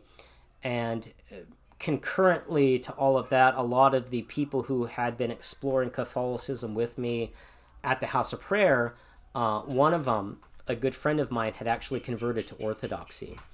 And she met an Orthodox guy who's now a friend of mine, David. David's actually now a seminarian to become an Orthodox priest. But I just remember calling David and saying, like, I need to get out of here. Like, if I'm being sort of kicked out or excluded for being too orthodox, then maybe I just need to become orthodox. Like, maybe that's the solution. And David's like, yes, like, we've been trying to tell you that for a while now, buddy.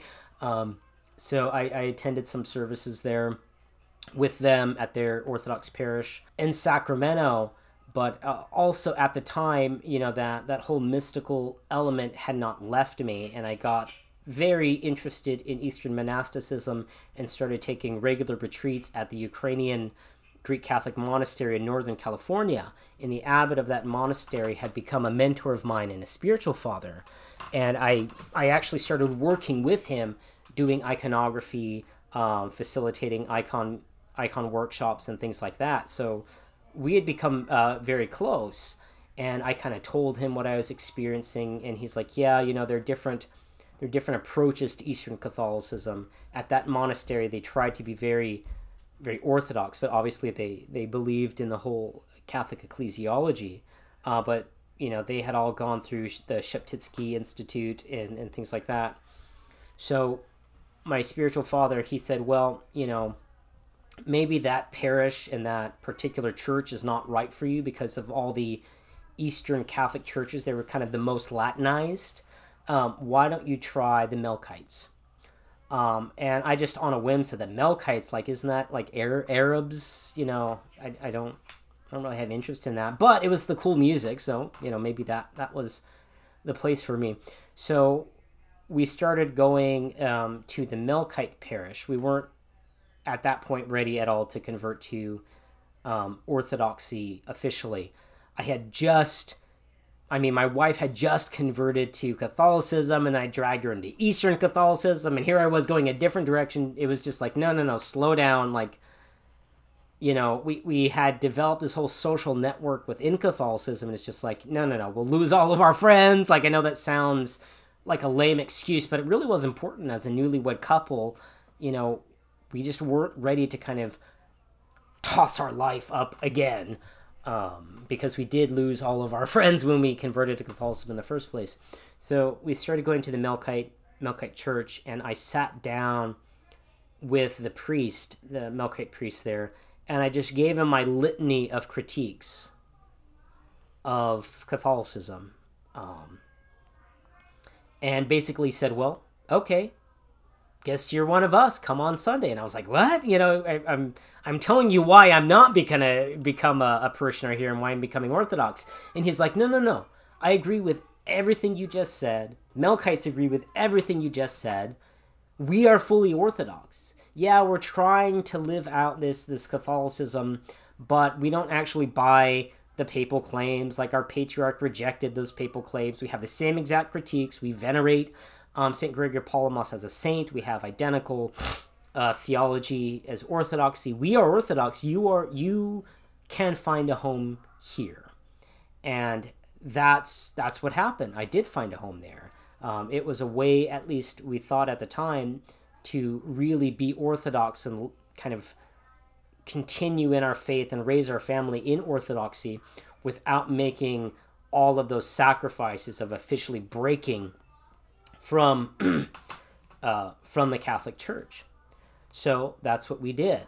We had, you know, more babies. They were all baptized in the Melkite Church. You know, if you didn't know you weren't in an Orthodox church, you wouldn't be able to tell. I mean, there's no filioque or anything like that. At that particular parish, they even refused to commemorate Pope Francis. This, you know, after Pope Benedict died too, that was a really significant turning point, because that Pax Benedictus, that, you know, ability to kind of live in a traditional worldview, that was kind of going down. And then when we heard like this South American Jesuit was the next pope, it was just like, we have to get out of here. Like, this is not gonna go well. So the Melkite Church was really a way for us to be Orthodox and still, you know, stay in quote unquote Catholic communion. And that's the doctrine that I went with for a decade, propagated, the doctrine that I, thanks be to God, fully repented of some years later and confessed and rejected as a pernicious heresy. But that's really, like, that was at the time the best way to make a go of a really bad ecclesiastical situation. So that's what we did, and at the time I did find a school. It wasn't Sheptytsky, but that I could study theology. So I started really deepening my study of theology.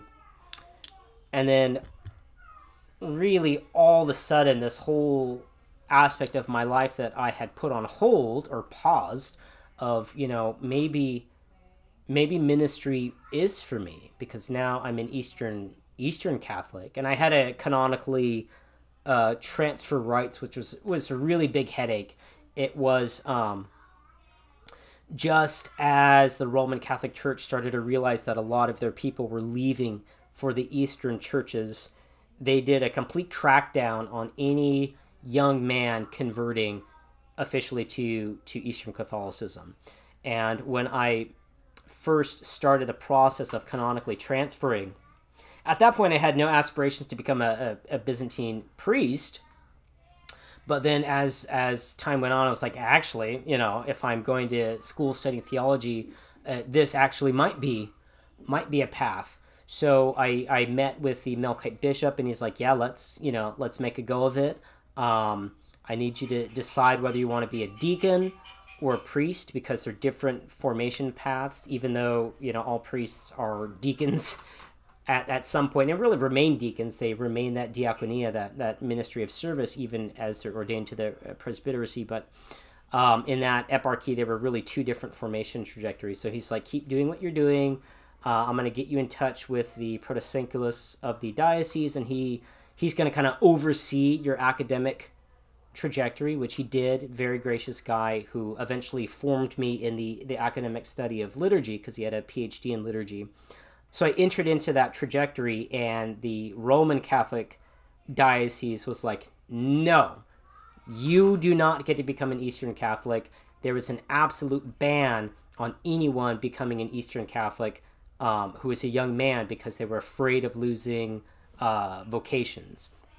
So long story short, it was a year-long legal battle, and I had to get a canon lawyer involved, and going back and forth with the canon lawyer of the Roman Catholic Diocese of Sacramento. They tried to get me to write a letter that, like, denouncing any aspirations to priesthood, or they wouldn't let me transfer.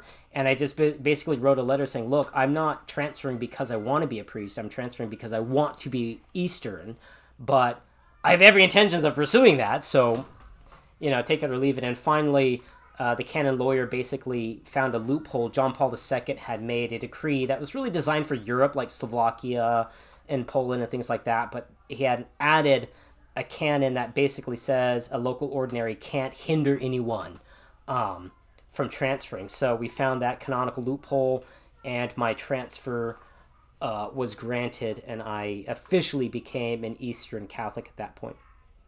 So we were at the Melkite parish we were there for several years. We kept having kids. They were all baptized there, and it was a very beautiful, very healthy community. That was such a blessed time. But I still had this instinct that was really formed in me at the house of prayer, that we needed to cultivate the prayer life to undergird the faith. And right at that time, there was a book that kind of spread through all of our circles, and that was Rod Dreher's The Benedict Option.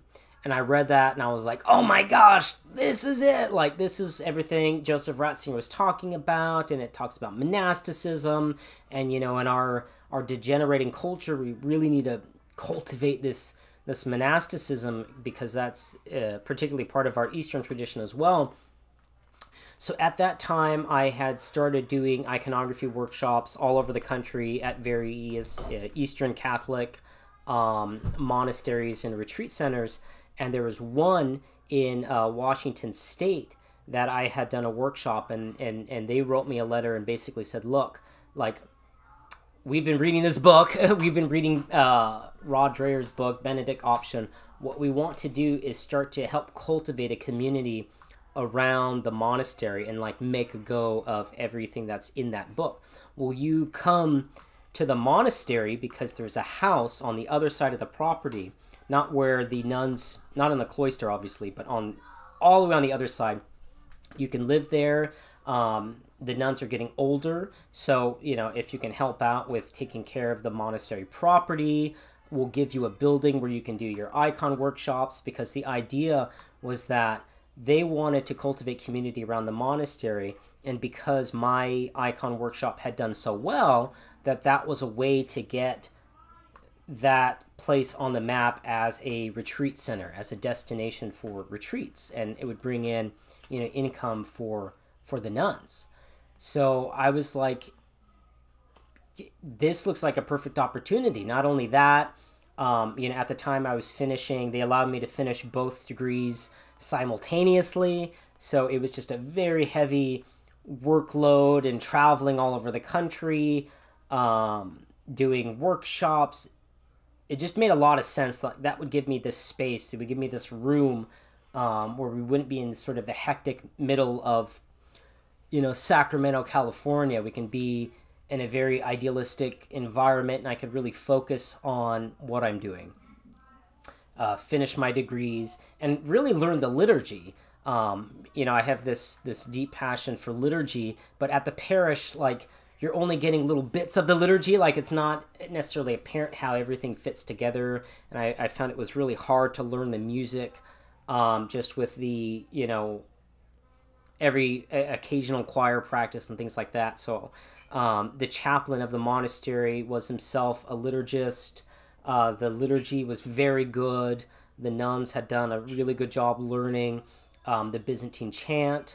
So I figured this was a way, this was really the best case scenario. So I took the opportunity. Before that, we had actually put our house up on the market because we were already planning to leave California. It was just like, where? So that's what we did. We didn't sell the house. We put it up for rent, and we moved into a monastery where I was going to complete my studies, study liturgy very thoroughly, and the musical tradition, and also kind of cultivate my own business as an iconographer. So that's what we did.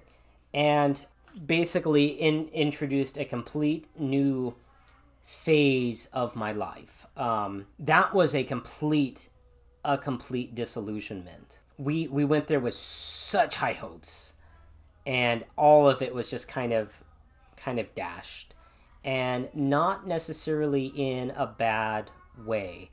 The monastery wanted to get foot traffic, wanted retreats. They had converted a building that they used to live in into a retreat center and got a proper building as a cloister.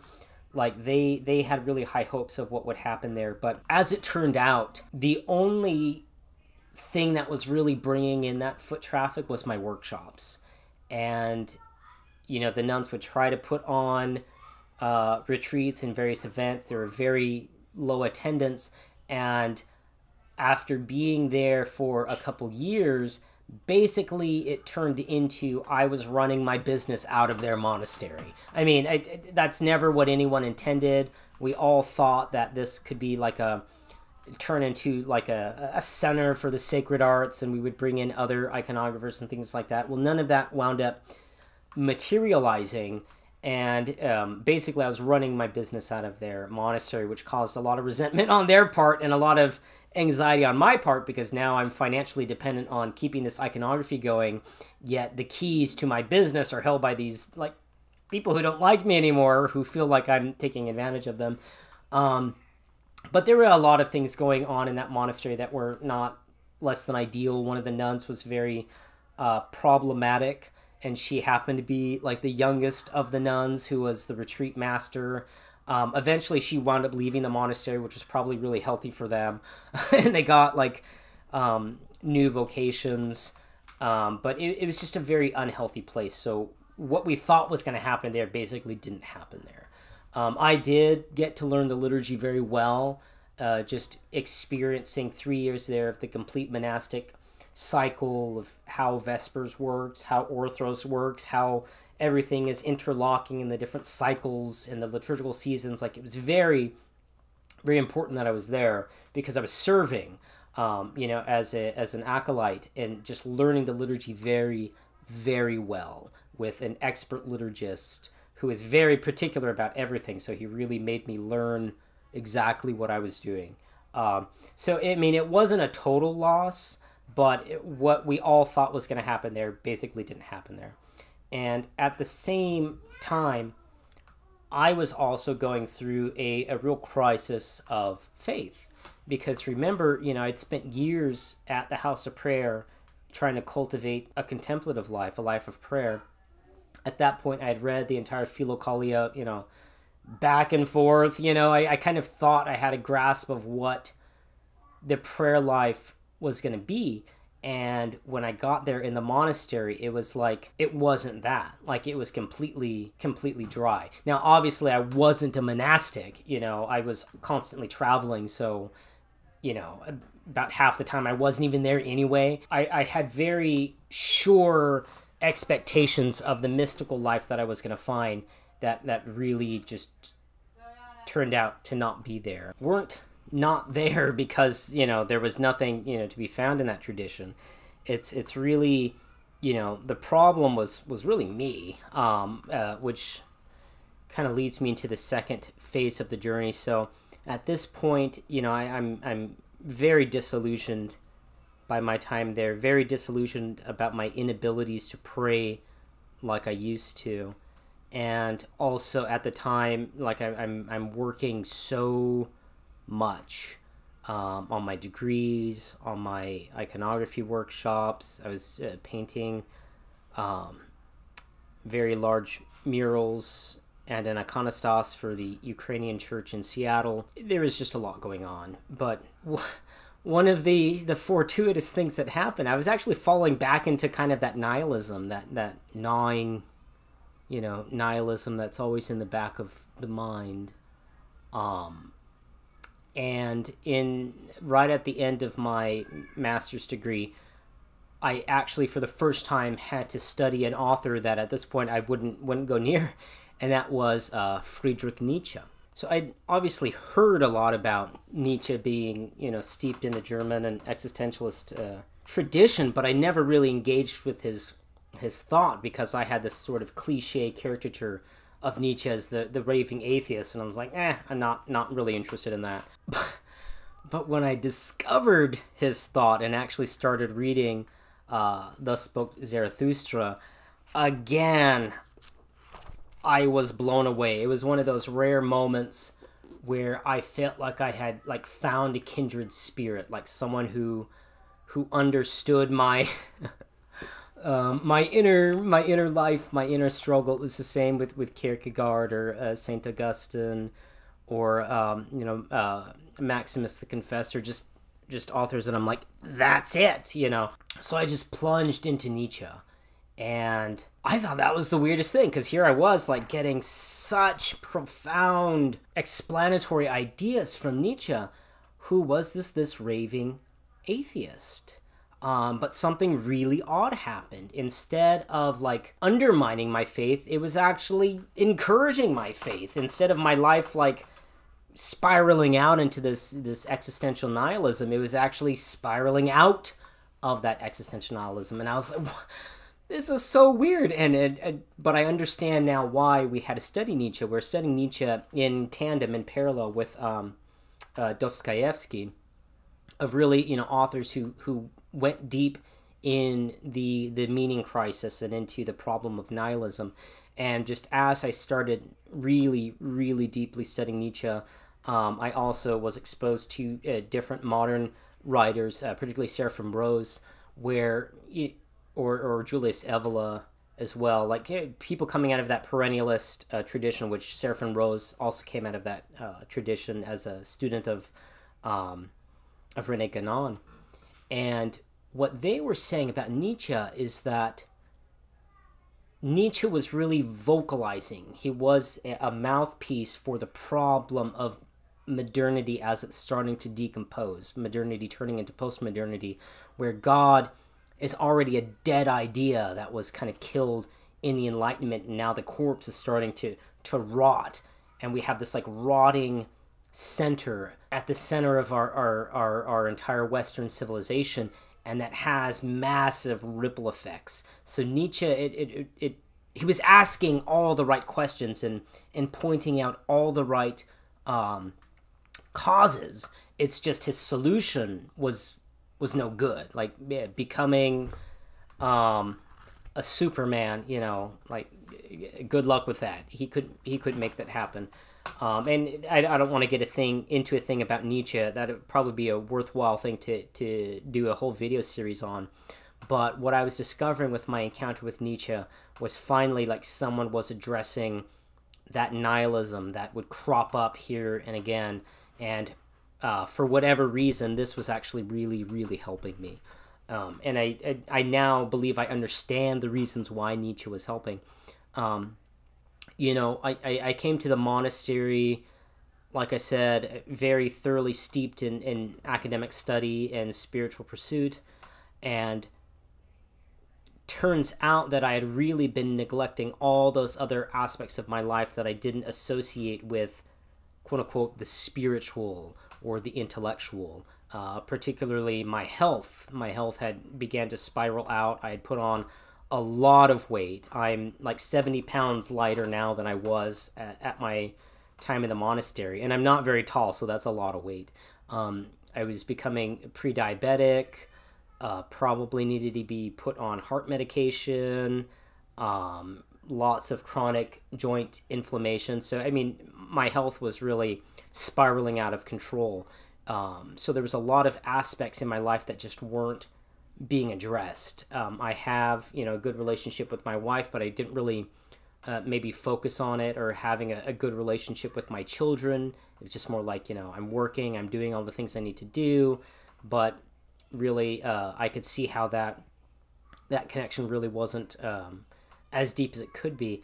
And what I discovered in Nietzsche is, because he was an atheist,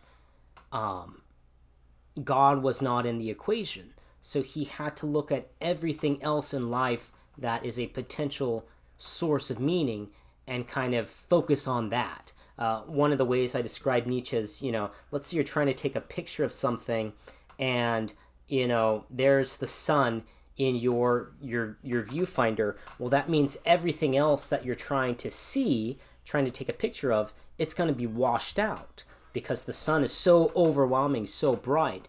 And what Nietzsche does is kind of blocks out the sun, blocks out God, and allows everything else to come into focus. Okay, so my attraction to Nietzsche, I wasn't really falling back into atheism, but it was more like, really, for maybe the first time, all of these other aspects of my life, all of these other aspects of being that I had given secondary attention to do, that was, what was most primary, that they flashed into realization.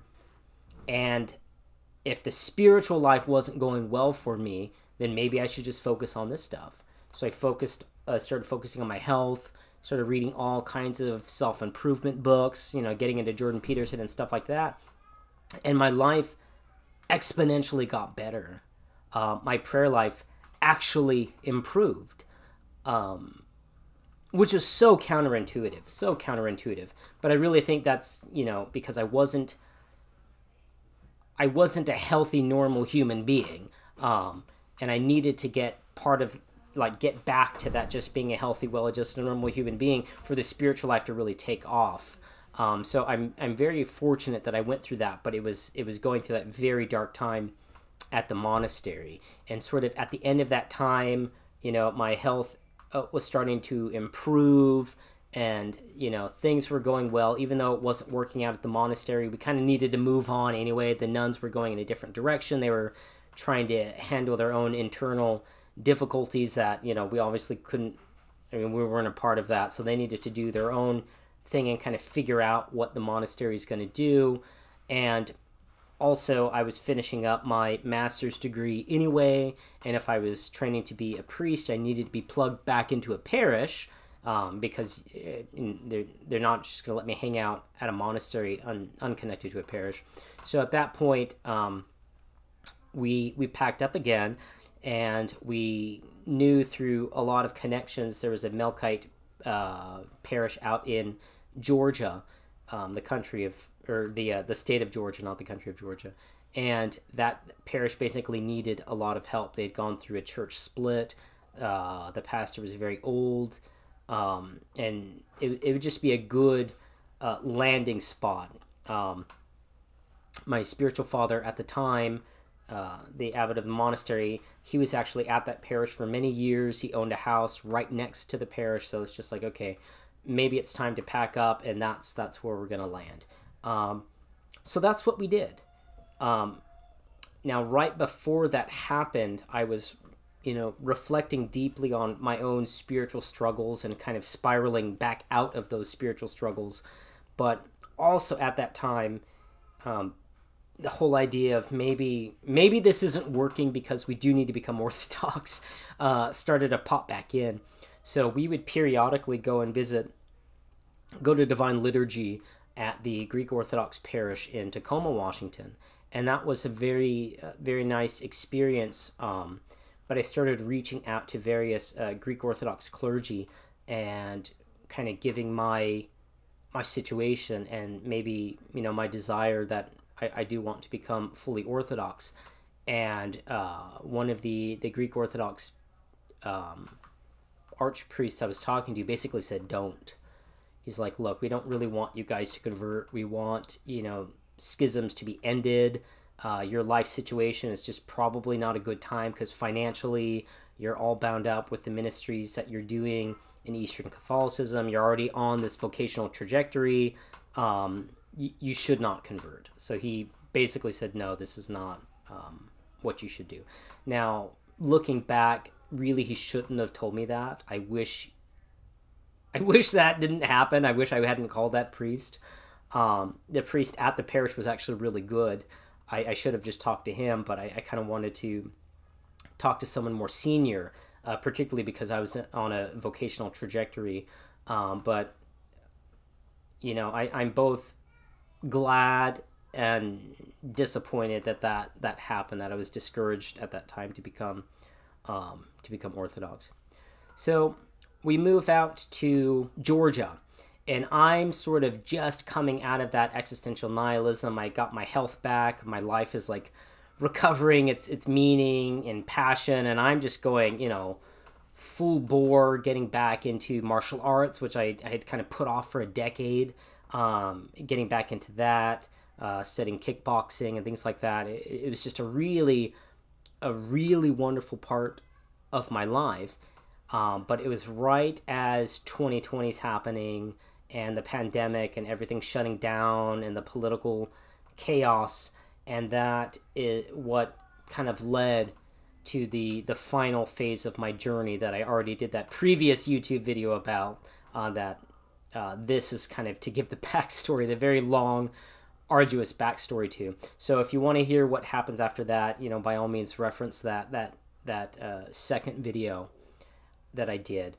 But really, the reason why my initial conversion story was just my process of coming out of Eastern Catholicism is because I felt like I already converted to Orthodoxy years prior.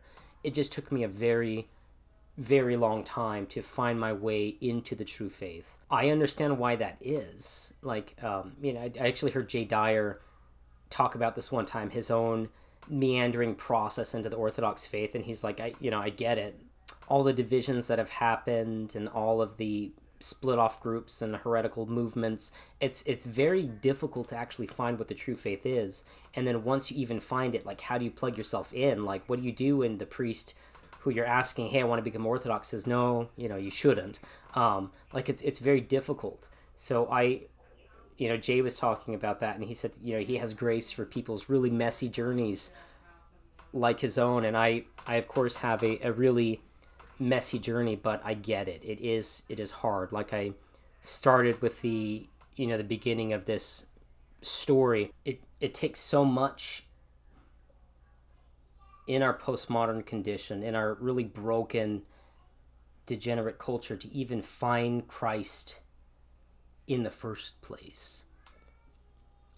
You know, that's miraculous in and of itself, but then to go through another leg of that journey that, you know, for me took over a decade, to find his true body, and where we know he is, where we know grace is. I'm not saying there's not grace outside of the visible confines of the Orthodox Church. I can't say that. No one really knows that. But I know it is there. So sometimes we kind of have to be urgent with ourselves, but also patient. Like it is a tough journey. But I'm really glad that I finally found it. And, you know, why are my reasons for converting to Orthodoxy? It really goes back to that initial episode I had, you know, when I was 6 or 7 years old, of being struck with the absurdity of existence and wanting to find what was the meaning of it all. And it was that's the through line, that's the golden thread I think I see in my entire conversion, of finding different strands of that through line, like, oh, the philosophical life, like the life of the pursuit of wisdom, like that's really important, that's what I'm all about, you know. Oh, the life of prayer and worship, that's what I'm all about. Oh, the life of aesthetic experience, that answers that question as well. And how all of those were kind of braided together in this symphony that we know of as the Christian life, as the Orthodox Christian life. That's really why I'm Orthodox, because all of those different aspects are just integrated seamlessly, where there's not only no contradiction, there's no antimony. They're just perfectly all woven together to where I can now pursue, hopefully, God willing, a meaningful existence, being transformed by Christ and pursuing those strands in a really coherent and cohesive way. So that's what I have discovered in becoming Orthodox, is now my life kind of all is brought into one reality, one experience. But it's hard. So I would encourage you, you know, any of you, if you're in any of those different aspects of the journey, just keep going. Keep finding that thread, keep pulling on that thread, keep trying to figure out how it all fits together, and be open to how Christ is going to bring all of those together, because the truth is found in the Orthodox faith. And I realize it's difficult. I realize you have to go through a lot of this process, but it's worthwhile. So again, if anywhere on your journey, just keep going at it, keep pursuing, and that's my story.